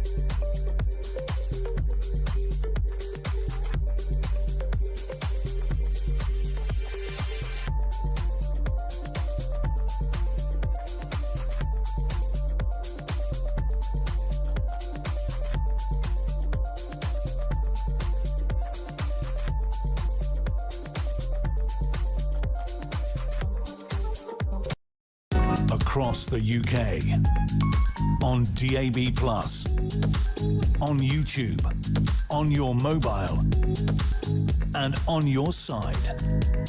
This is Talk. Thanks everybody who's been in touch, particularly on what Mark Francois said there. Robert Rees on Twitter says more people... Oh, sorry, that's about something else. Lance Gibb says I used to really like Mark Francois, but frankly he and his party are just the uni party. They betrayed Farage when he stood down as candidates in 2019. Why would Reform want any deal with them? And someone calling himself Patriot and Reform member says, as if Zia Youssef would want to work with Mark Francois or any of the Tory party, Mark should be so lucky. Zia was, of course, correct. They are traitors to the British people. Zia is always correct. Interesting thoughts there. I want to talk about Scotland and specifically what has happened with Peter Murrell. And John Boothman is standing by. John is political correspondent at the Sunday Times in Scotland. John, thank you for your patience there. We just had to read out a couple of statements there. We now have a sentencing for Peter Murrell. Is this the end of the affair? No, look, it's probably worth saying that, you know, we've waited a long time for this. This police investigation began 5 years ago next month. You know, Peter Murrell was first arrested then in April 2023. He was arrested and charged in April 2024. And here we are, you know, a couple of years on from then. 29 days ago, we had this guilty plea.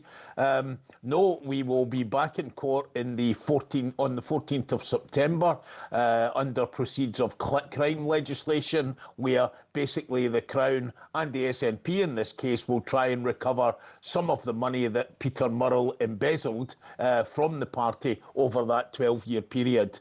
How would they do that, John? What would the mechanism be? Would it be from his pension, from his assets? What would it was? Are they going to sell the motorhome? What are they going to do? Well, they told the court today, right, that he had enough money in his sole possession, in effect. That would be his pension, possibly his house. And then, of course, the plan is and would be to sell the camper van, which is obviously worth a bit less than the $124,000 that Peter Murrell paid when he bought it. But basically, a compensation order would be sought, and that's where the money would come from Peter Murrell. John, I don't know about you, but I think that camper van should be in a museum. It's a piece of political history. Oh, look, I think a newspaper should buy it and raffle it. Which I think would be a rather good idea. Will the Sunday Times in Scotland be doing it? You've got a very good new deputy editor coming, by the way, George Adkins. She's fantastic. She's a friend of mine. She's the person who actually discovered the story about the camper van. She was. And won a great deal of awards for it. No, I think that would be quite a good use for it. John Swinney today talked about how, well, he didn't have any use for it in the SNP, so it's not something they would be seeking to buy back. Have you ever seen anything quite like this, John? There have been scandals, of course, at various points, but such a powerful figure and a part of such a powerful couple, of course, and still denials from Nicola Sturgeon that she knew anything about it. Look, you know, there's never been anything like this. How could it be that the CEO of the most successful political party in Scotland since devolution, a guy who had the reputation as being an election Machiavelli, he won loads and loads of elections as the backroom operator for the SNP, really since 2007, right through till very recently, married, of course, to the First Minister of Scotland, you know, somebody who was basically at the height of her powers during COVID. I keep saying she wasn't just the Queen of the North, but she was the darling of the home counties as well.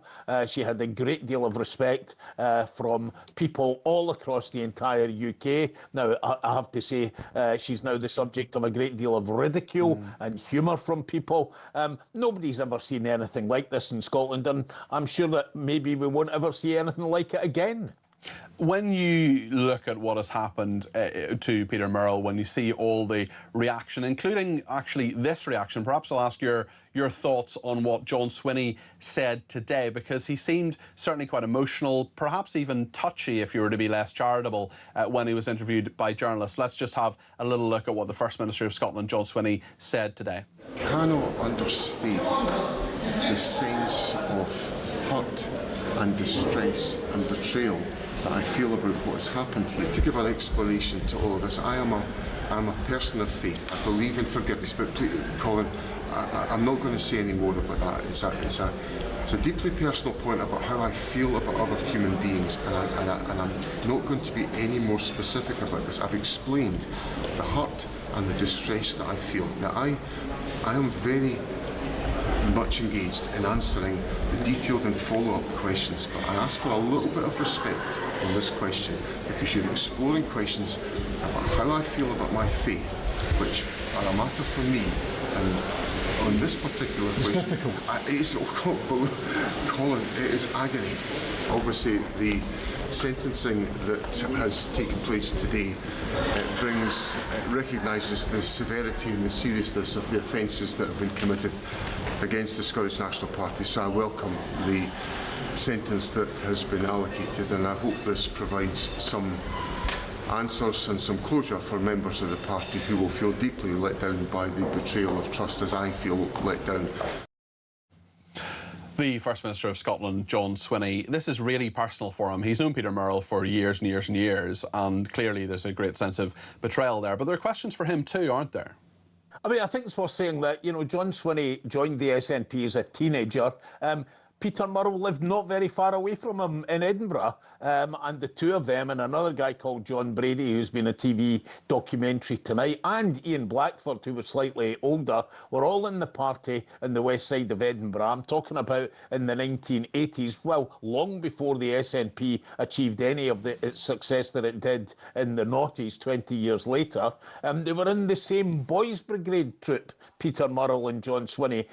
John Swinney was the leader of the party when Peter Murrell was appointed the chief executive. So I can understand exactly what he's saying today. However, I think it's worth pointing out, as some of his critics have pointed out, that, you know, he doesn't seem to be suffering the same agony or have the same sense of hurt towards, you know, those people in the party, Joanna Cherry, some other people in the Finance Committee who resigned from the party during, you know, right at the beginning of this scandal, who were asking, you know, fairly reasonable questions about what had happened to money in the party, and all of those people, to a person, have lost their political careers as a result. So I think, you know, some people are looking slightly...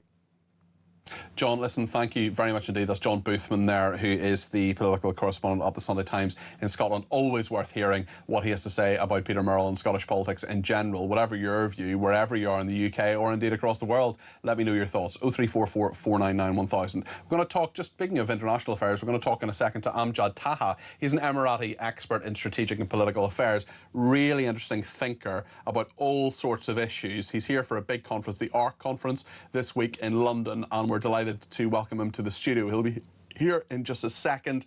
Stay with us here on Talk.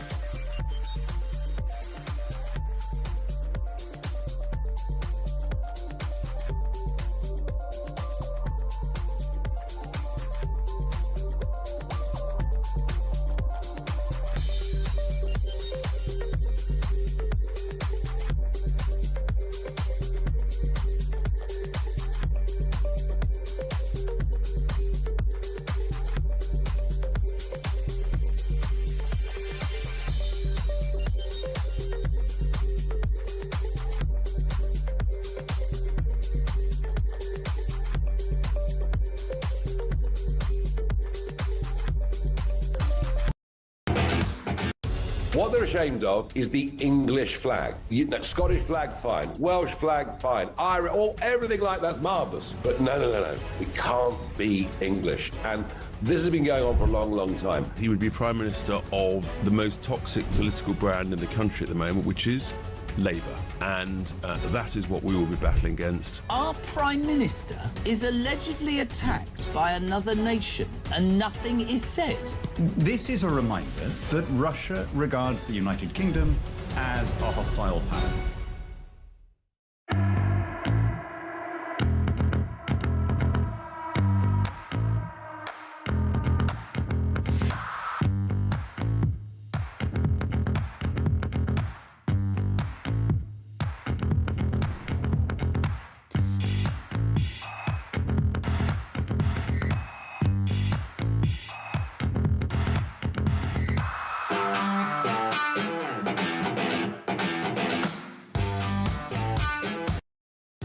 Across the UK, on DAB+, on YouTube, on your mobile, and on your side.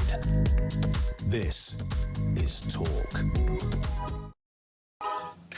Well, we've been talking a lot this evening about Keir Starmer, about Andy Burnham, and about international affairs and how the world sees us, which is a really interesting aspect of not just the Iran war, but of course where we are with Israel, where we are with defence more generally. Donald Trump has been slagging off Keir Starmer again today. We'll get into that in just a second, but I want to introduce my next guest, who is Amjad Taha, who's an Emirati expert in strategic and political affairs. It's lovely to have you in the studio. How are you doing? Thank you for having us. Thank you.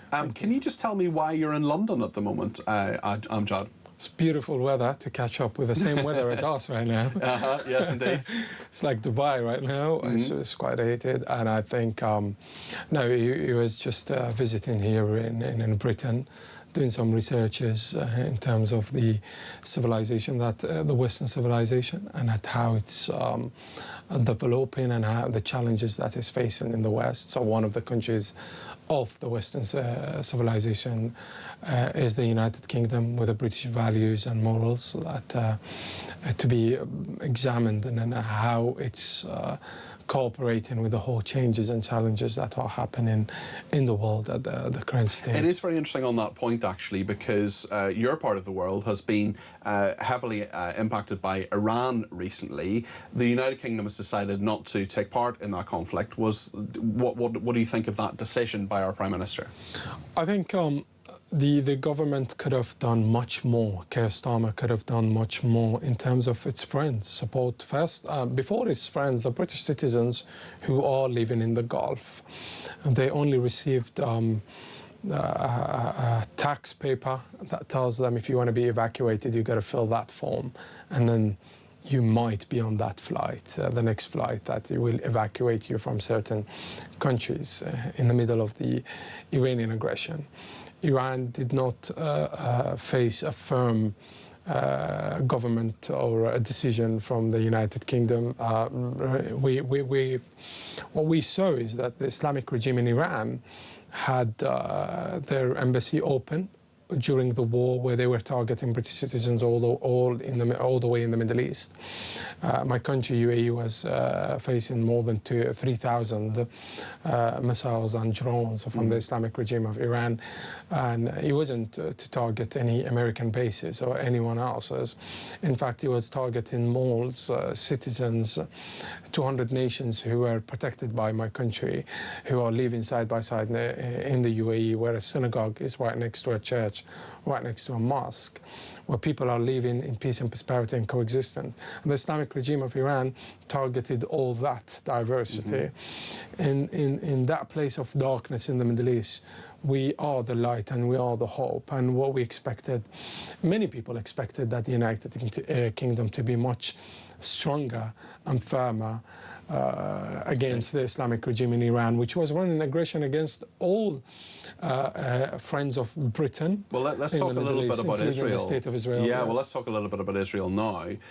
our Prime Minister recognised a Palestinian state a few months ago, and of course the relations with Israel have been under strain as a result. We also have a lot of pro-Palestinian protesters who take to the streets every couple of weeks in the UK. Looking from your perspective in the UAE, what do you think of that?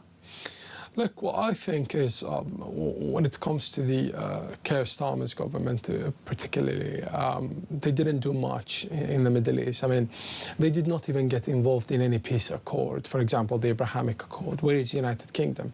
United Kingdom historically has been, was and is and should have been involved in the Middle East.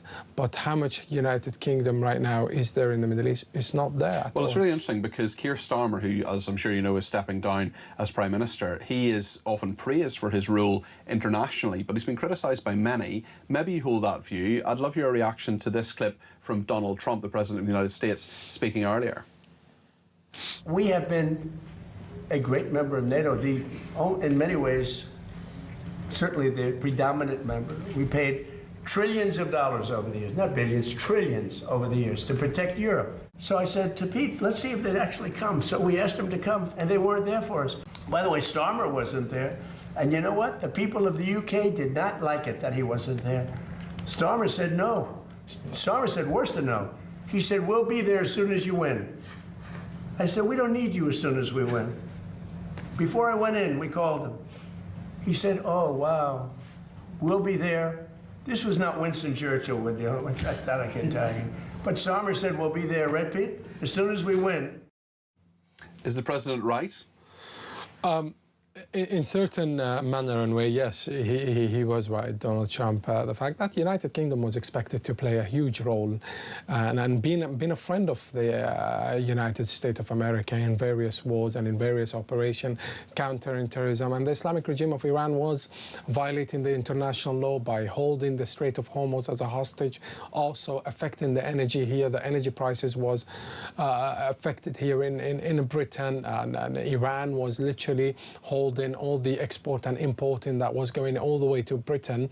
Iran it was holding all that as a hostage. Iran holding more than 22,000 sailors in the sea, in the Strait of Hormuz, as hostages, and they were deprived from their families. What did Britain do? Absolutely nothing when it comes to the Keir Starmer's government. They didn't do much. It was just statements, you know, empty statements, not much of a move, not much of an offer when it comes to the Middle East. And they did not stand by even the state of Israel or other countries that they should have at least offered more. It's not just Britain, it's the fact that even NATO didn't do much. The EU didn't do much, which explains exactly why Donald Trump went for a deal with the Islamic regime in Iran, because the West is the reason why this Islamic regime right now stays in power, because they didn't want to join that force. They did not want to join. So should regime change have been a prerequisite? Is that something that you would want Donald Trump to do? It's not about the regime change. That regime literally supports the anti-Semitism in the West, and also using the Muslim Brotherhood, which are the proxy of Iran in the West, including the United Kingdom. I mean, there are parts of the UAE that don't have great human rights records either. Part of the UAE, again? That don't have great human rights records. We do have a great human rights record. When it comes to the banning the Muslim Brotherhood, we ban the Muslim Brotherhood because they are terrorists. Now, if you would like to call them an activist, do so until they start bombing and killing people. Okay. And the Muslim Brotherhoods are banned in the UAE for a reason, because they're terrorists. Because they're not well, actually, because Hamas is the armed forces of them. I totally agree. And on that point, when it comes to the Muslim Brotherhood, which is not banned in this country, we have worries from the United Arab Emirates about people coming from your country to our country and being actually radicalised. Unfortunately, in many cases, I have heard about the universities' radicalization right now. You know, people come to the United Kingdom to study in the prestigious universities in Britain, to become a part of the elites of knowledge in the international community. But they come back as if they studied in Kabul or they were in Al-Qaeda camps, radicalized fully. They come back and they no longer want to live in and coexist with others. Now, the student union here in various student societies in British universities are controlled by the Islamic Society, which most of it or a huge number of it is controlled by the Muslim Brotherhood, and they are actually the ones who are pushing for such radicalization. And there are examples of that.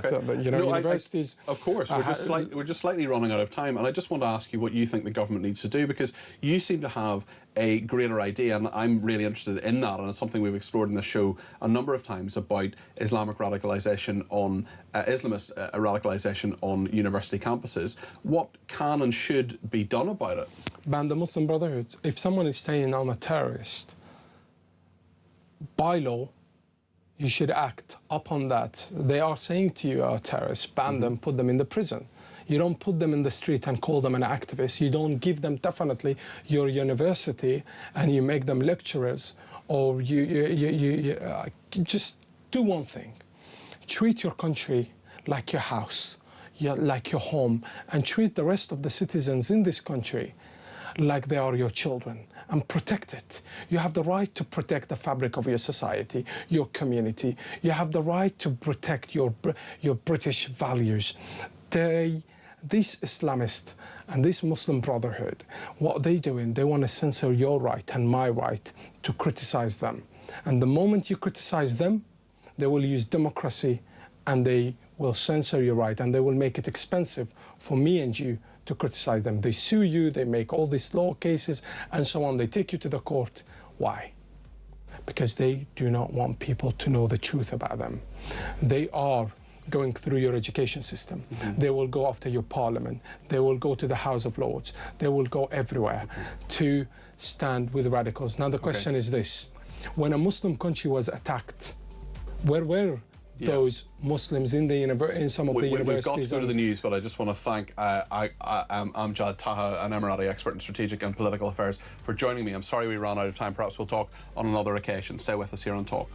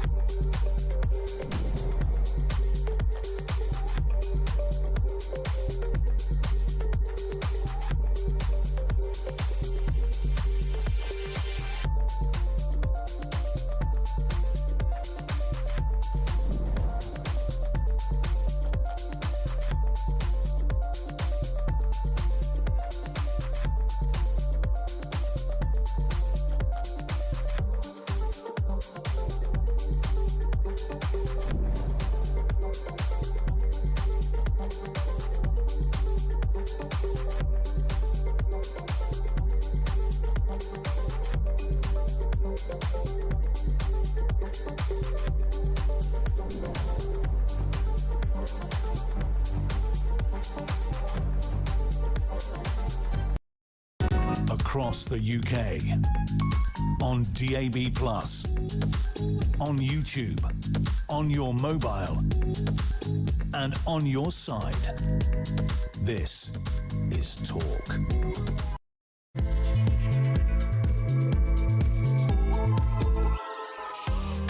It's just gone 9 o'clock. I'm delighted you're still with me because there are distractions out there this evening. We've an absolutely packed hour and loads of time to get on the phone and get on the air and to make sure that you make your points clear.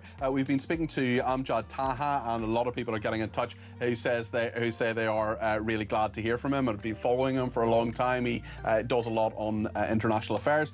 David Whitting will join us in a second, the former editor of the Sunday Express, on Burnham and the SNP and all the other big political stories that are around today. The weather is something you want to talk about as well. John Hammond, the meteorologist, will join us this hour too, and we'll take plenty of calls. This is the hour for calls, the 9 o'clock hour. 0344 499 1000 is the number to call. You can text me 87222 with the word talk in your text. You can tweet me at talkTV. Follow me at Peter Cardwell. You can send me a voice note, you can send me a WhatsApp text message, or give me a ring on 0344 499 1000. So much to discuss in the next hour. Don't go anywhere. This is the Evening Exchange on Talk. Stay with us.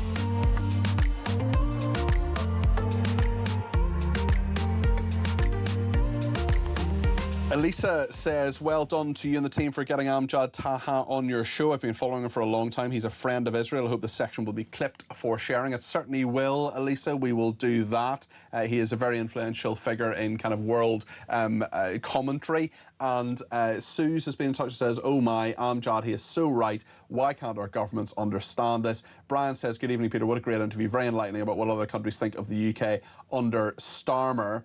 And on what Mark Francois said a little bit earlier on in the evening, that's creating some headlines, and quite a few people are watching the clip online. I've retweeted it from @Peter Cardwell. It's on the Talk TV one as well. Keith in Dorset says, I always watch your Evening Exchange. I think your insight in British politics is spot on. Great show as usual. Thank you, Keith. That's lovely. I'm a Reform member, and Mark Francois' comment on Zia Youssef is regrettable. I've always considered Mark a most measured politician. He's let himself down on this occasion. His party is highly responsible for our present situation. Maybe Zia Youssef has a point. David in Canterbury says, Peter, I take your point on the term traitor. That's fair enough. Here's a revised comment for you then. Mark Francois speaks of defence of the realm. The Boris wave to which he gave tacit support was the opposite. Consequently, shouldn't Francois therefore re-evaluate his support for his party's long-standing liberal position on mass immigration? Lots to discuss on all of this. So much to discuss politically today as well, because we know, of course, that Nigel Farage, in an interview with my colleague Julia Hartley-Brewer, has been reacting to these ideas of a Tory coalition or some sort of pact with the with Reform UK. Also, Andy Burnham, big story today as well. Let's just get a taster of what Nigel Farage said to Julia Hartley-Brewer earlier on today. Of course, it is 10 years since that Brexit vote, and then we'll get the great analysis of David Whitting, the former editor of the Sunday Express. Let's hear from Farage and what he said to Julia. Kemi Badenoch, front page of the Mail on Sunday this weekend, ruling out the possibility of any electoral pact with Reform. Can you also rule it out categorically? As I said a moment ago, it was Kemi Badenoch that could have got rid of 4,000 EU laws as minister. I mean, you know perfectly well ministers don't have the power. Everything's up to prime ministers. No, you know that.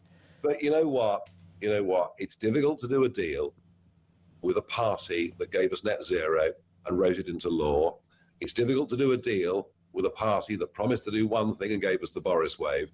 So for me, it's about trust. Very difficult to trust them. And, of course, the Prime Minister spoke to Andy Burnham away from Downing Street. We'll get into all of that. David Whitting is with us, former editor of the Sunday Express. David, first of all, your views on what Farage is saying. We've also had a pretty explosive interview with Mark Francois about an hour ago where he said that he would never, under any circumstances, work with Zia Youssef. I just wonder what you make of relations between Reform UK and the Conservatives at this very moment. Well, it's been quite a day on that front, Peter, because it seems that any hope of a pact between these two parties is further away than it ever was. There was a point a few weeks back when you would have thought it makes sense for the two of these people, these two party leaders, to get together, because it's clear that we're going to get a coalition of a Labour left chaos grouping with the Greens and the Lib Dems and the Scottish Nationalists and so forth.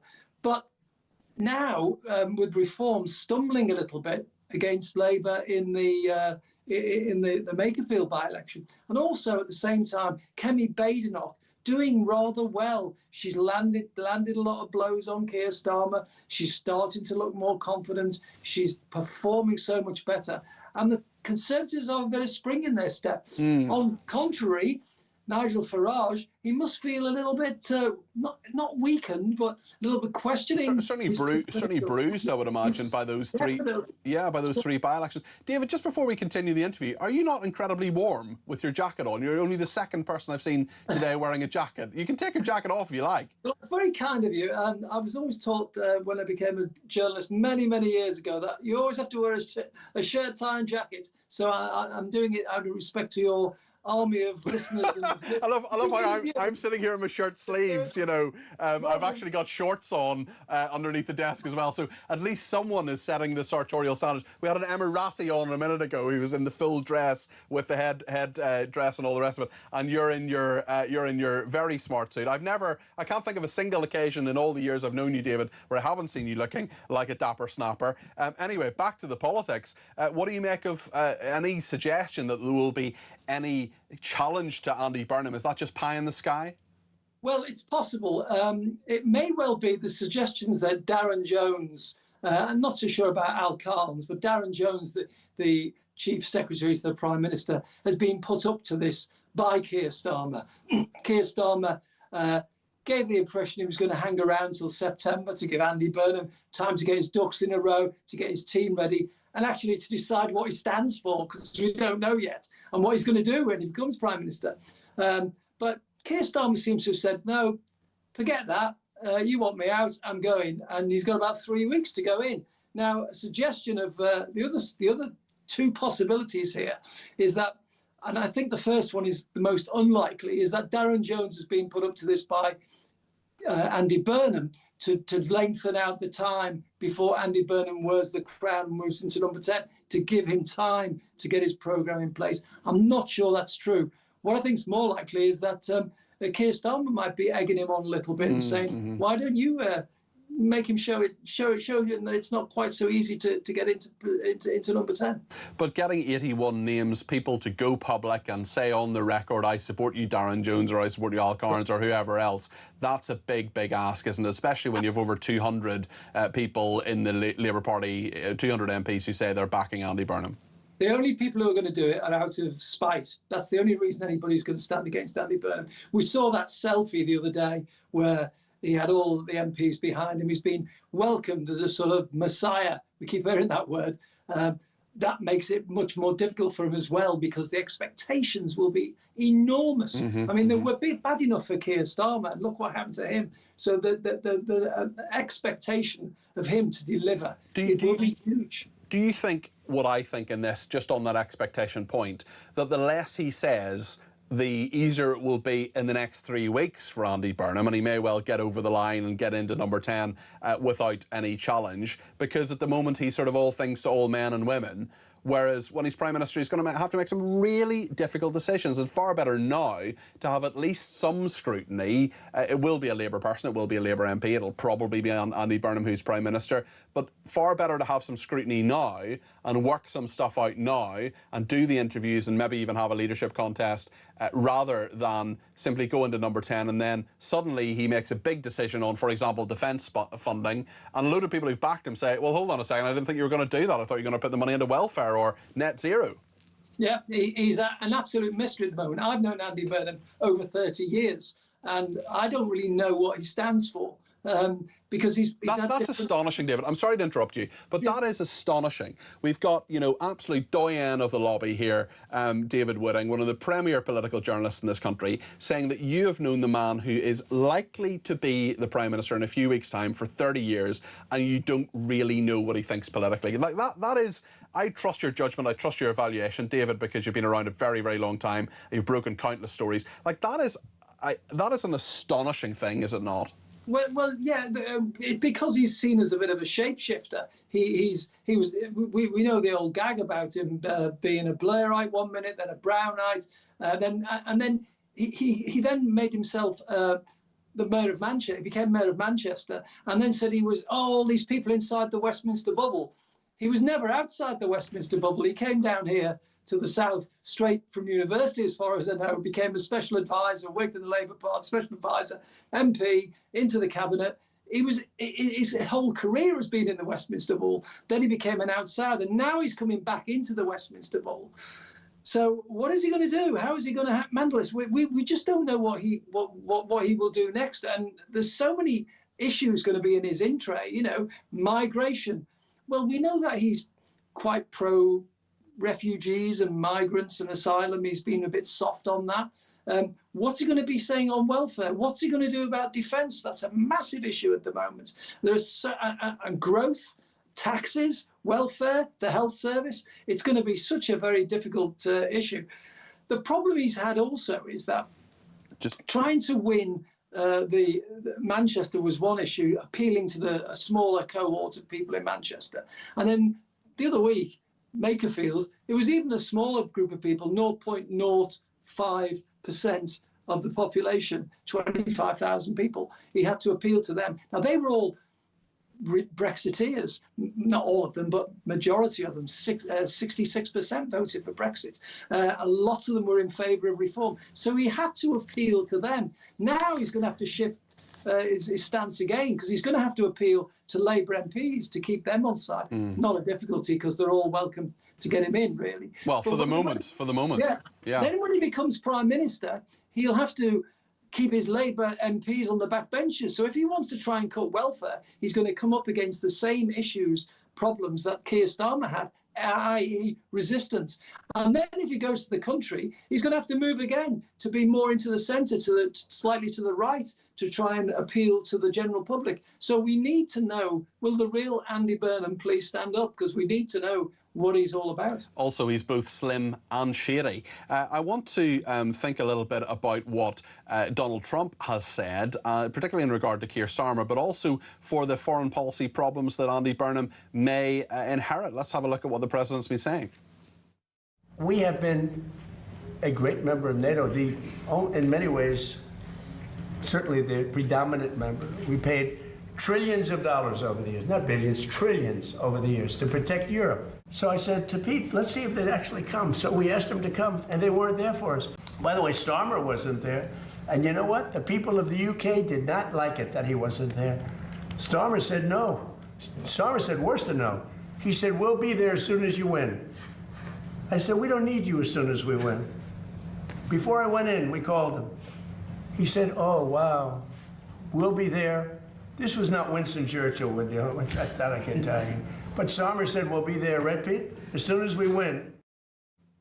So we have all these machinations going on with the deal over the next 60 days or so in the Middle East when it comes to Iran. Trump still clearly very narked about Starmer. He used that line again, saying he's no Winston Churchill. And actually, one of the very few things that Andy Burnham has said about foreign policy ever was in January 2021 when he said, what he said on Twitter, any UK politician who gave Trump the time of day should be ashamed right now. I mean, that's a difficult position for him to go in from day one as well with our, apparently, closest ally. Absolutely. It's very easy when you're the mayor of Manchester or the mayor of London, for that matter, because Sadiq Khan has had his similar sentiments views on that. It's very easy to do that, and you can be a champion among the people who support you in that particular community. But when you're on in number 10 and you're on the world stage, diplomacy is a difficult.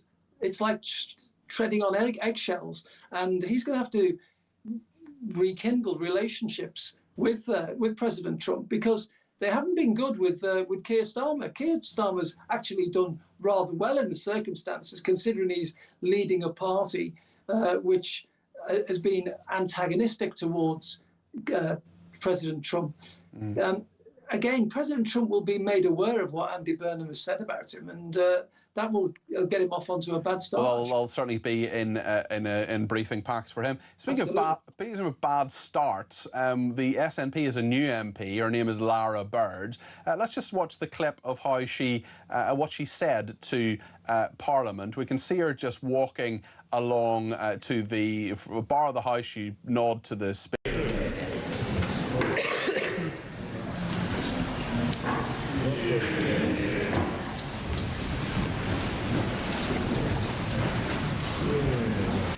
And she swore in I take as this an oath MP. only so that I can serve the people of Arbroath and Broughty Ferry. My first allegiance is, and always will be, the sovereign people of Scotland. I do swear that I will be faithful and bear true allegiance to His Majesty King Charles, his heirs and successors, according to the law, so help me God. David, what do you make of that? Well, one word, hypocrisy. You either swear the oath or you don't. You can't swear the oath with your fingers crossed. If you go into church and you want to kneel and pray, kneel and pray. If you don't want to kneel and pray, just stand there and don't pray. But she can't be an MP. But she can't be an MP unless she swears the oath. Absolutely. Well, then don't be an MP. If you really don't want to swear an oath of allegiance, that's the rules of the Constitution. Of course, what we can say is that at least the Sinn Féin MPs have the consistency to say we will not swear an oath of allegiance and we will therefore not take our seats in Parliament, and they fight elections. So hats off to them. That's a rare one as well. Hats off to them for doing what is not hypocritical. Speaking of events north of the border, what do you make of Peter Murrell and his 5-year, 3-month sentence? That is another punctuation point in a very, very long-running saga there. A pretty astonishing saga when it came to the embezzlement from the SNP and the Independence Fund, David. Yes, I mean, listening to this again today, it was mind-blowing. £400,000 worth of goods, and my mind flashed back to that list of all the things he had stolen. And of course, it was like a thieving magpie in Aladdin's cave of goods that he just seemed to. It's a form of kleptomania, even. And I think this isn't going to go away for the SNP anytime soon, because people will still be asking. There'll probably be inquiries as well. Who knew about this? Why did his wife, the leader of the SNP, Nicola Sturgeon, not raise any alarms? Why did she not ask any questions? Why? Well, she said she didn't know. Well, of course she does. But these questions will continue to be asked. And other people as well who were involved in running the SNP at the time. And of course, the SNP, meanwhile, the present leadership, want their money back. So that's going to go on. So this isn't going to go away anytime soon. This will drag on. Great analysis there, David. And also Suze has been in touch. She says, I love a man in a suit. Well done, David Wooding. So there we are. Big smile on his face at that. Thank you, David. David's the former editor of the Sunday Express, joining us there. What do you think about what he said? 0344 499 1000. One person says, Andy Burnham is like a box of chocolates. We don't know what we're going to get. Carl says the vote was to get Starmer out. Why can't people, the experts, get it right? If Reform doesn't win the Manchester mayoral election, then there is a problem. Starmer got kicked out using Reform's slogan, and it was a quick victory to get Starmer out. Angie says, still 28 degrees outside in Portsmouth. Good luck sleeping, everyone. Zarina says, hello once again, Peter. I got to school this morning, a parkot before 8:30, periodically throughout the day. More parkots. Got home, faced another parkot, and I think we've just experienced another one. You have been cut off. Well, I hope you hear me read out your message, Zarina. Keith in Nottingham says, nothing but a point of trivia. The temperature this week is going to reach the same or above the blood flowing around your body. No wonder it's hard to cool down. Mark in Wigan says, I was surprised you didn't remind Mark Francois that the Conservatives started the ball rolling with Chagos. Mark can have his rant, but I was a lifelong Conservative voter and 100% blame him and all the others for this mess we are now in, particularly with immigration and the net zero madness, says Mark in Wigan. Frank says, another deluded Tory. Mark Francois keeps battling on about being called a traitor, but he may not be, but his Tory party were and are. Mike in Lincoln says, as a former Conservative member of 25 years standing, I have to say that contrary to Mark Francois, I do feel both they and Labour have let the nation down badly. And as a veteran, I class them as traitors. Not all of them, but the vast majority, says Mike in Lincoln.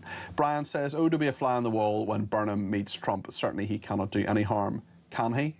That's the question we'll let hang in the air. We'll take more calls, texts, tweets and voice notes, and do ring to get your call on the air between now and 10 o'clock, because we're talking about the weather, we're talking about politics, we're talking about Scotland, we're talking about the World Cup competition as well, of course, because it's not just here in Britain where things are heating up, with the FIFA World Cup having officially kicked off across Canada, Mexico and the United States. And here at Talk, we're celebrating the summer of football in style. How do you fancy getting your mitts on a massive £26,000 in tax-free cash? That's right, £26,000 could potentially land in your pocket with a few clicks of a finger, whether you want to clear the bills, book a luxury holiday, or just live a little better this summer. It's a truly life-changing amount of money. If your bank balance could use an upgrade, here is everything you need to know.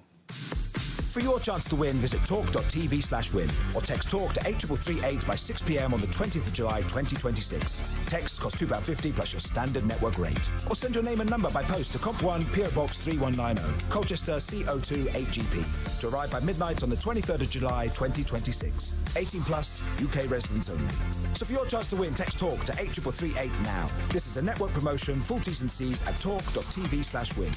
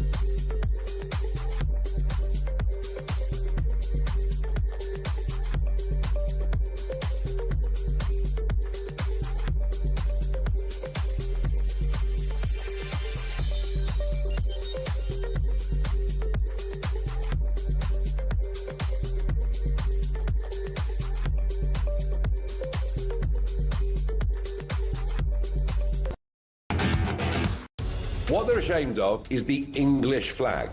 Scottish flag, fine. Welsh flag, fine. Irish, everything like that's marvellous. But no. We can't be English. And this has been going on for a long, long time. He would be Prime Minister of the most toxic political brand in the country at the moment, which is Labour. And that is what we will be battling against. Our Prime Minister is allegedly attacked by another nation and nothing is said. This is a reminder that Russia regards the United Kingdom as a hostile power.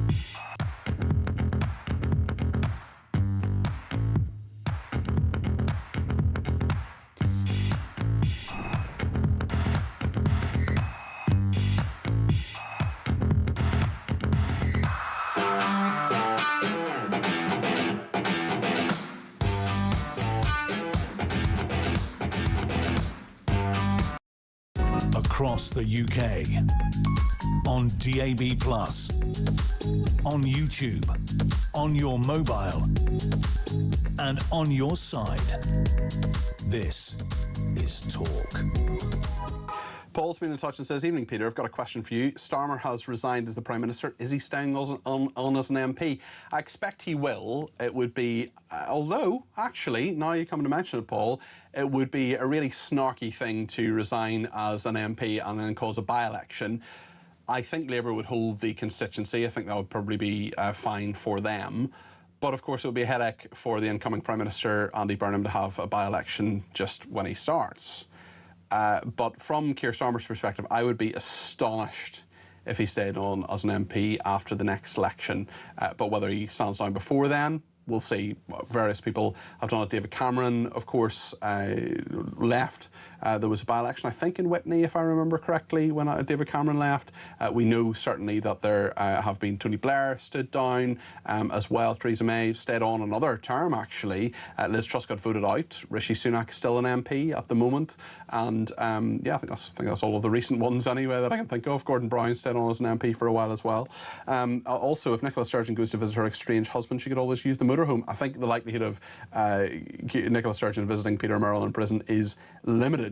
Colin says Keir Starmer was only crying because he realised he would have to pay for his own holidays now. Margaret in Birmingham says, did I hear it right what you said earlier on? 2,000 invaders in the last few days. That's jaw-dropping. Whereas Shabana Mahmood put all the migrants and we need a refund from France. 660 million in the last few months, says Margaret. And Alex says, that SNP woman, it seems to me, just shows the integrity of MPs. I just hope for better characters for MPs and show the respect that becoming an MP is an extremely important and privileged job, but it makes me sad someone acting like that. Shame on her, says Alex, talking about Lara Bird, who is the new MP. Just to say that a COBRA meeting is going to be held tomorrow morning. Apologies, a COBRA meeting was held this morning in response to the heat wave engulfing the UK. It says the government, a red weather warning for extreme heat covering an area stretching from London to Swansea and Somerset to Birmingham was issued by the Met Office and will come into effect at 9 a.m. tomorrow and until 9 p.m. on Thursday. We'll get into more of that in a second, but I want to take some calls first. Firstly from Ken in London. Ken, you're very welcome to the programme. What would you like to say? Thank you for allowing me to speak, Peter. About Mr. Starmer, first of all, Andy Burnham will be a failure, in my opinion. That's just my opinion. Why do you think he'll be a failure? As a PM, he won't be a good PM. I'll tell you why. He's anti-Christ, anti-Bible. He will fail. But I want to talk about Starmer, why he's quit.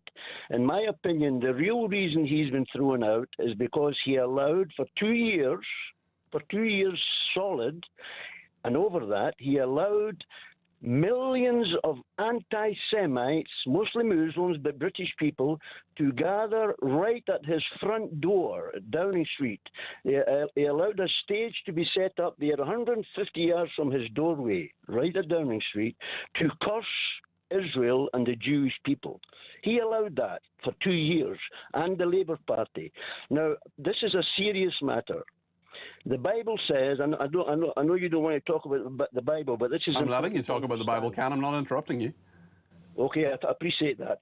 In the Bible, in Genesis 12, God gives an awesome promise to the people of Israel through Abraham. He says, I will curse him that curseth thee, and bless him that blesseth thee. Now, what has happened... Our Prime Minister has brought our nation under the same curse as which the Muslims are under. Anyone who curses the people of Israel are cursed by God. This is a reality, and when you check out history... You're quite rightly, Ken, absolutely correctly, defending the Israeli people and Jewish people, which I do on a frequent basis on this programme.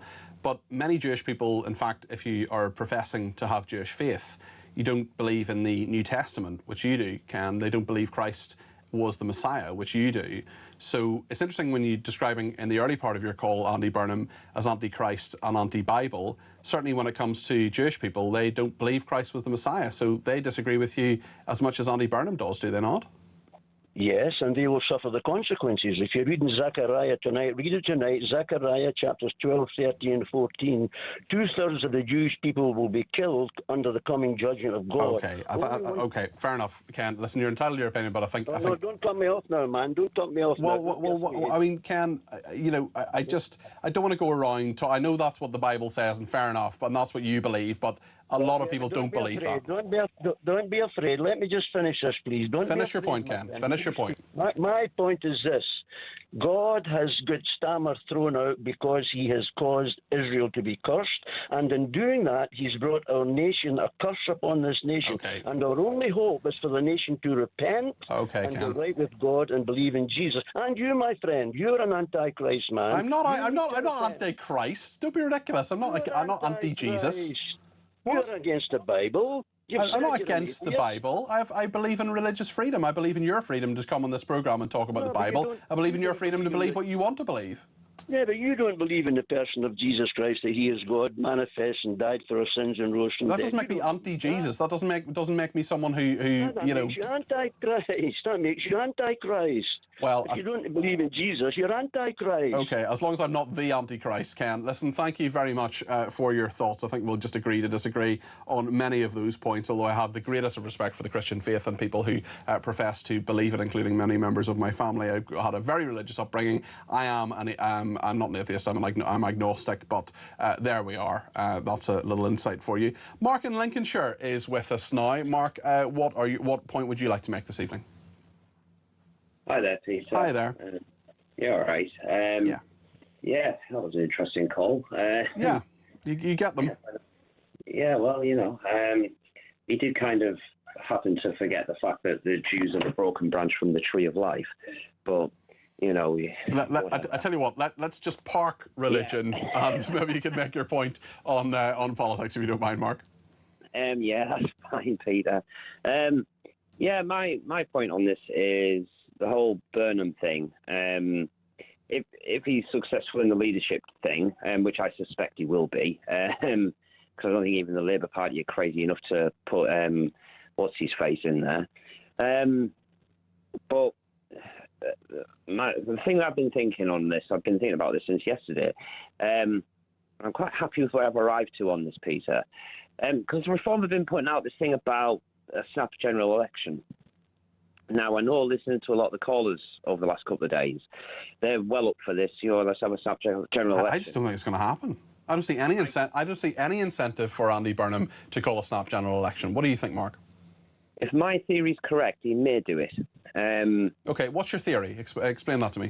My theory is, if Reform push for it and Burnham calls it, and it's within the next 6 months, so it's this year, I think it could potentially spell the end of Reform, because the problem that Reform don't seem to be understanding here is Burnham himself and what a huge section of his vote base is, which is the Red Wall. Now, the Red Wall, they're predominantly what you might term as classic Labour voters. They prefer the really old school kind of Labour, nationalisation, all that kind of stuff. Which Burnham's talking about. Now, I'm quite sure that if he did call the snap general election, a lot of those voters, and I know this from personal experience, people that I've known through my life up north, and obviously being from there myself, if they thought they could get back classic Labour, they'll drop Reform in a heartbeat to go back. And then they've got a real problem, because on the right, we've got Restore. And if my theory is correct, and I'm pretty sure it is, because I've given this a lot of thought, that a huge section of that Red Wall actually goes back to Labour in the hope that they can get their classic Labour back. I don't necessarily disagree with very much of that. I just think that Andy Burnham is in hock to the people who will make him Prime Minister, and they are not the people of this country, not even the people of Makerfield.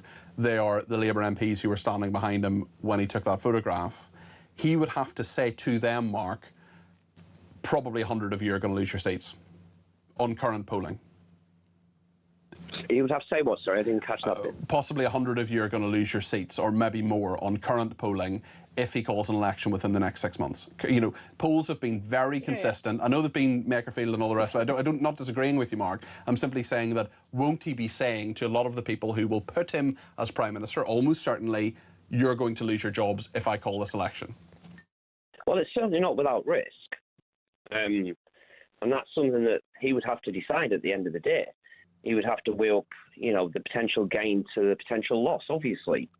But I certainly don't think if he did call one, yes, he may lose some MPs in Parliament, but he'd still be the Parliament, I think. I think they'd still be the government. Very interesting thoughts. Mark, I've just got my thoughts anyway. OK, well, listen, thank you for them, Mark. Appreciate that.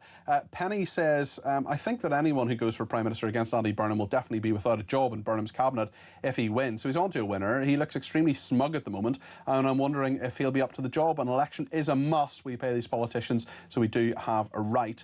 Another person says, if there's going to be a leadership contest, could Starmer decide to stand in it? Don't call the removal company just yet. No, he is definitely going. He has said that he's not going to be a candidate. He could actually automatically be a candidate. He doesn't need any nominations because he's the current leader of the Labour Party. So he could stand if he wants to, but he's not going to. He is definitely going. Brian says, I wonder how many televisions are going to have been chucked at the screen when Sebastian was trying to defend Labour a little bit earlier on there. Leslie says, the media harping on about the big beasts of Labour vying for cabinet posts. If they are big beasts, then what was the need for Burnham? Very good point there. Dawn in Chelmsford says, I'm confused. Lots of women want to be seen with Andy Burnham. Was he in Top Gun and Mission Impossible? I'm confusing him with Tom Cruise. I think you probably are. Francis in Clonethley says, I've no time for Reeves or Starmer, a loathsome duo, but let's be fair, Starmer said he didn't even notice when Reeves was bawling her eyes out when she was sitting behind him in the Commons. Maybe she's getting her own back. And on Lara Bird, one person says, why are Scottish MPs allowed to vote? Oh no, I read that out earlier. Yeah, a lot of people very unhappy with Lara Bird and what she was wearing in Parliament. Joanna says the SNP woman swearing in showed disrespect with the inappropriate dress and comments. I'm surprised she wasn't pulled up by Sir Lindsay Hoyle. She didn't have to be there. She chose to be. Lots more to discuss in the next 22 minutes or so, including the weather. Cobra meeting held this morning in response to that heat wave. We'll hear from Ace weather forecaster. As you may know, I despise the vast majority of weather forecasters. There are three of them that are acceptable to me. One is the brilliant John Hammond, who's coming up next, who is just a superb human being. Joe Wheeler, obviously legend, and John has a sidekick. I think her name's Sarah, and she's acceptable. Basically, no other weather presenters will ever be on my programme because they're all dreadful. John is next. Stay with us.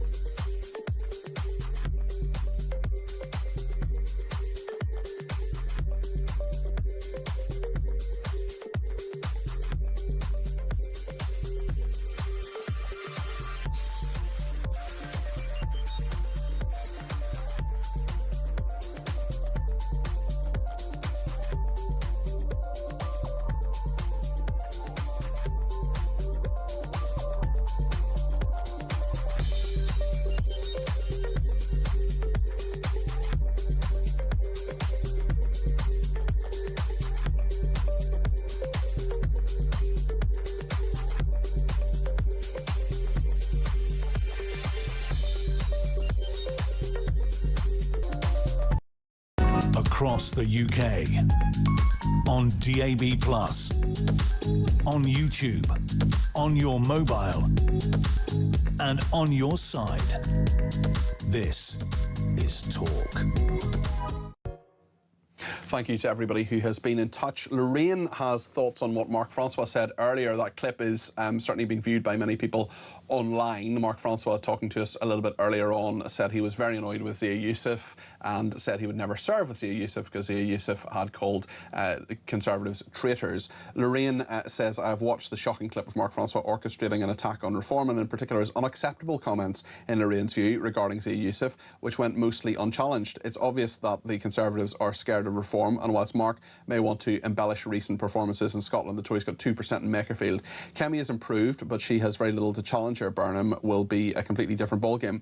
Peter, it is not acceptable to expect reform to provide a full statement on the hoof, and your attitude was extremely dismissive. Francois' outburst proves the Tories have neither listened to the electorate nor changed. In governance, they failed to protect the people of this country, and nor did they stop the boats of unvetted men landing on our shores. You may not like the word traitor, but a traitor is anyone who betrays a trust, allegiance or duty, and in the 14 years of government, that is exactly what the Tories did. Lorraine, thank you for that.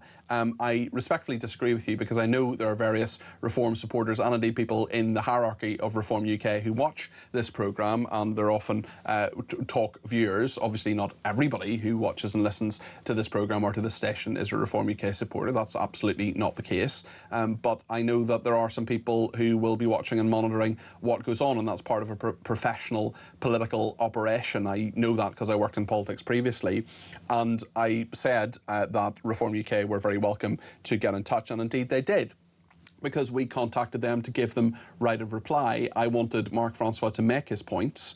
I did say that Reform would reject them, and I was right. And I'm happy to read out that statement again.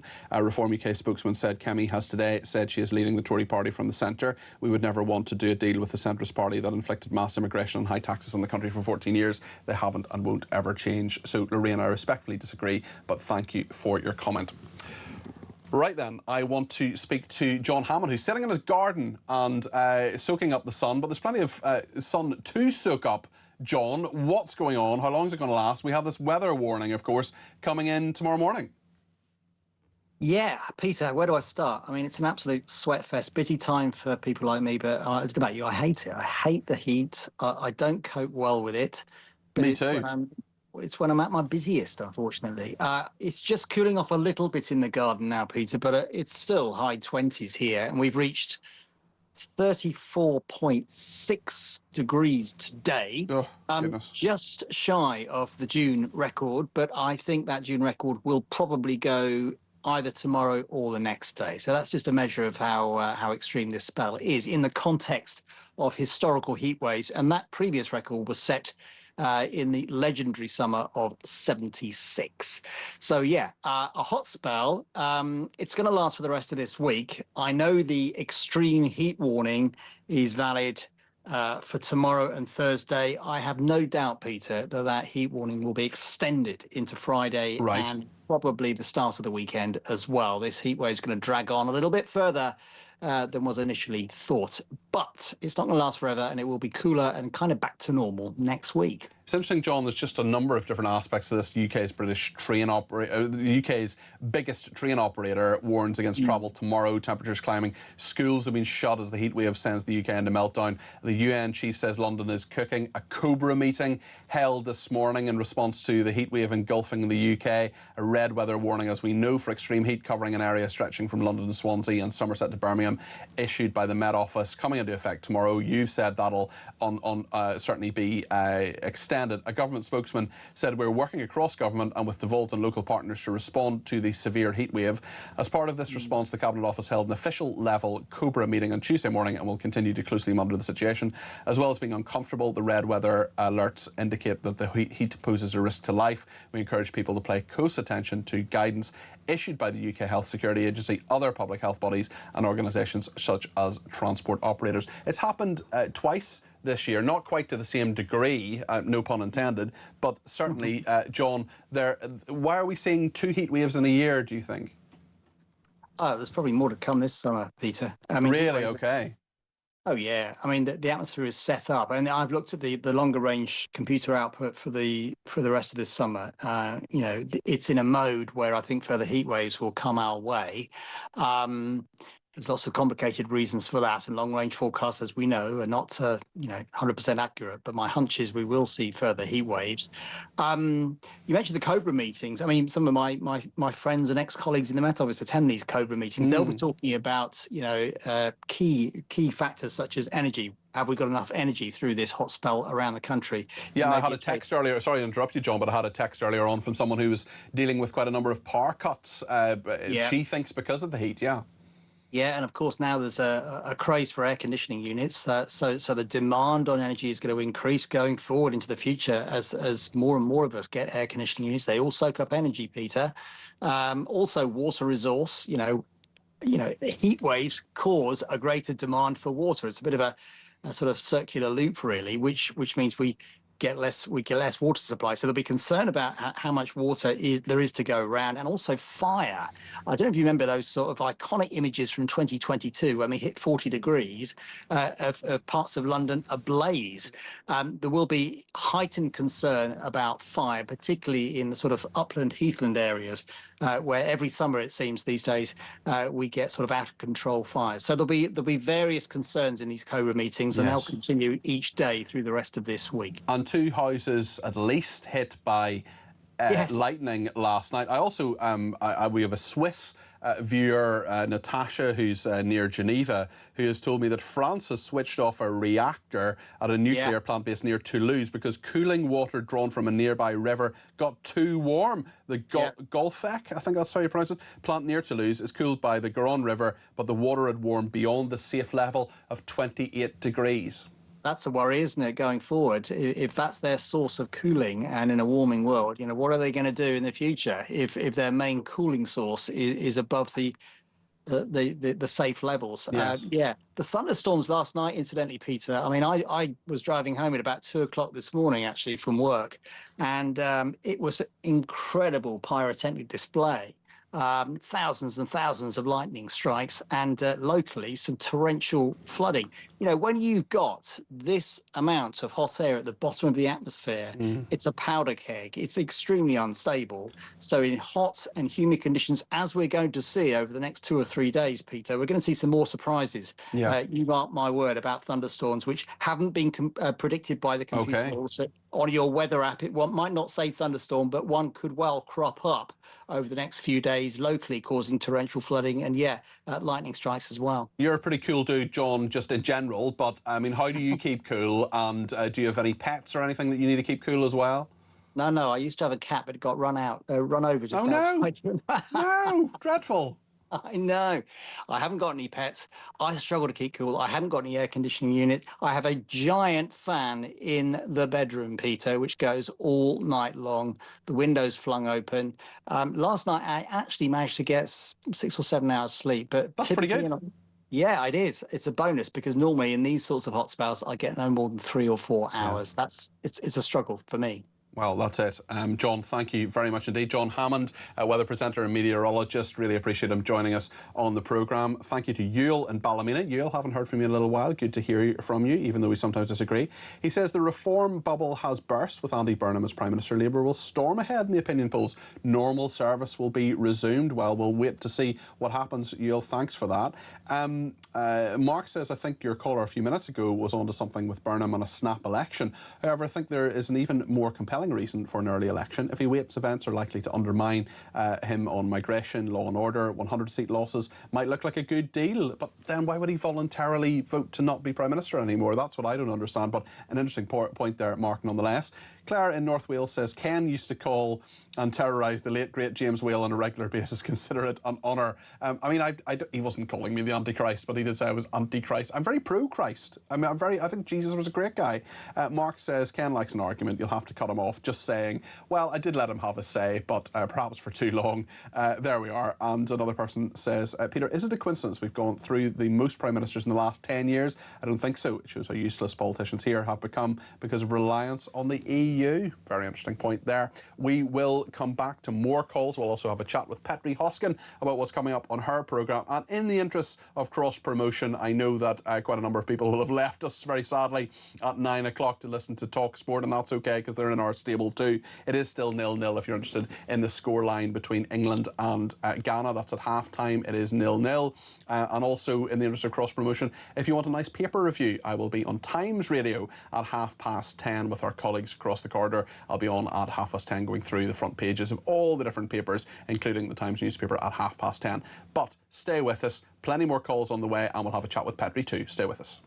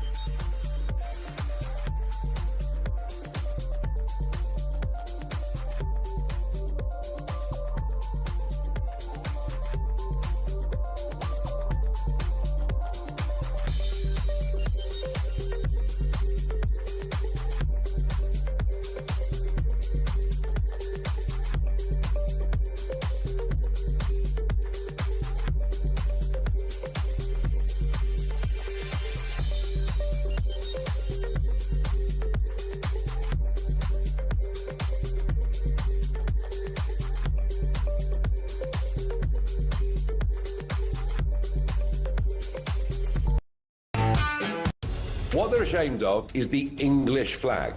Scottish flag, fine. Welsh flag, fine. Irish, everything like that's marvellous. But no. We can't be English. And this has been going on for a long, long time. He would be Prime Minister of the most toxic political brand in the country at the moment, which is Labour. And that is what we will be battling against. Our Prime Minister is allegedly attacked by another nation and nothing is said.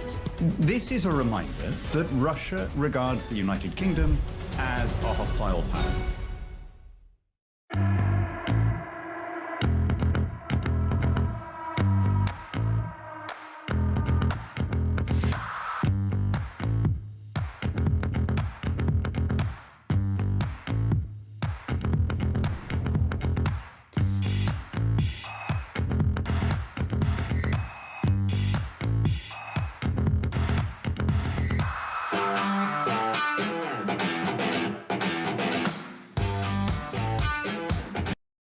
Across the UK, on DAB+, on YouTube, on your mobile, and on your side.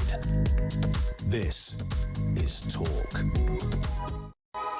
Thank you to everybody who has been in touch, and thank you for your loyalty as well, not least from Carol, who is in Liverpool, who says, I have made the decision to carry on watching you instead of the England match. Well, it's half-time, so maybe people have switched back, we don't know. Alessa in Saltine, is it Alessa? Elisa in Saltine says, I'd much rather watch you than England in the football. Well, thank you, that's very kind.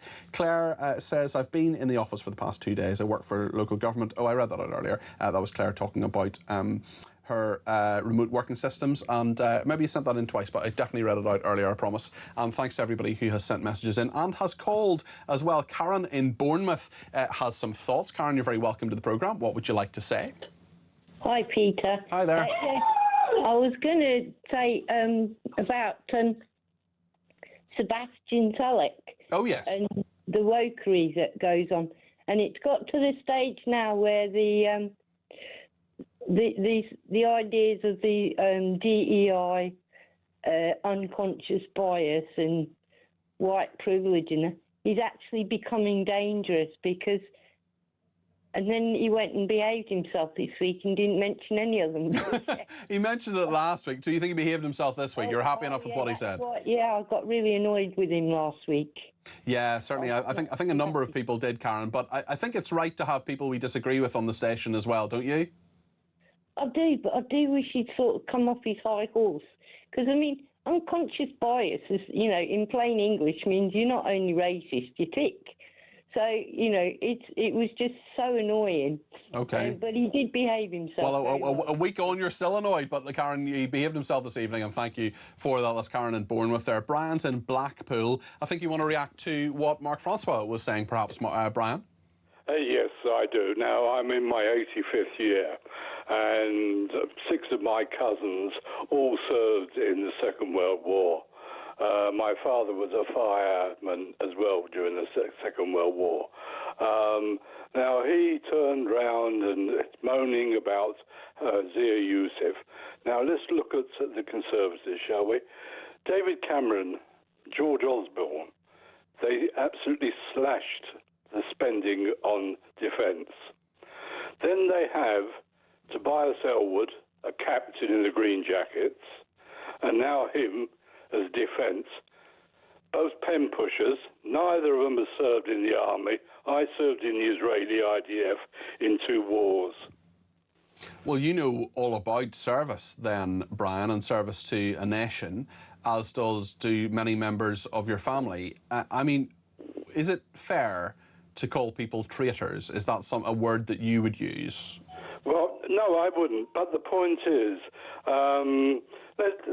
look, I'll go back to when I was 16 years of age. I met Sir Winston Churchill. I was with him for half an hour. Goodness me, how do you manage that, Brian? What was the circumstances of that?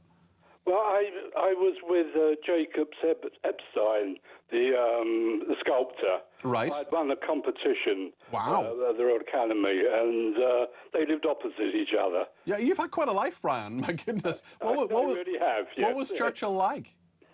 An absolute wonderful man, and his wife Clementine was even nicer. And how did they treat you? Did he take you seriously as a 16-year-old? Did he listen to what you said? He did. He wanted to know what I was, because I was actually in a Habonim, Israeli uniform. It was a blue, and he thought I was a Boy Scout. Right. So Jacob Epstein said, no, he's the Jewish young for Israel for growing trees. Yes. And he took me into the house, and he sat there, and I listened to him for half an hour. It was absolutely marvellous. So I became a Conservative, didn't I? But yes. The trouble was, at home, my parents were both Labour, of course. Yes, well, of course, Winston Churchill changed his own mind on his own political affiliation. Brian, I'd love to talk to you more about what Churchill was like. Absolutely remarkable when you think of the fact that Brian actually met him. We just have to go to Petri Hoskin now, but Brian, please do give me a call back on another occasion. Just speaking to someone who spent half an hour with Winston Churchill when he was 16 years old. It was incredible. My father was a Winston Churchill impersonator. Really? As well as a broadcaster. Yeah. That's incredible. I know. Wow. He was.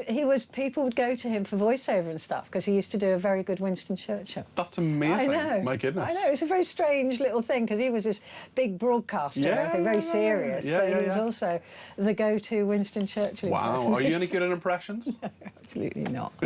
I can barely do an impression of an awake person tonight because I didn't get any sleep last night because of the thunderstorm. So flipping hot.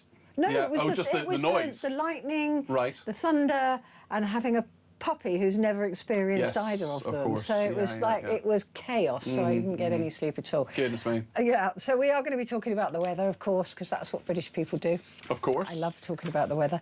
We're also going to be looking at learning from history, otherwise we're doomed to repeat it. What Andy Burnham, as next PM, has to do to not be number 8 or number 7 resigning. Yes. So we're talking to Sir Vernon Bodganor, who is a CBE, who's one of his former pupils was David Cameron. Yes. Do you know what, actually? So Vernon Bodganor, yes, I remember when David, one of the first journalistic things I did as a student at university, the Sunday Times contacted me and said, because I was working as a student paper, and said, can you do a bit of digging on this new guy, David Cameron, who's coming up? And I talked to Vernon Bodganor, and Vernon Bodganor told me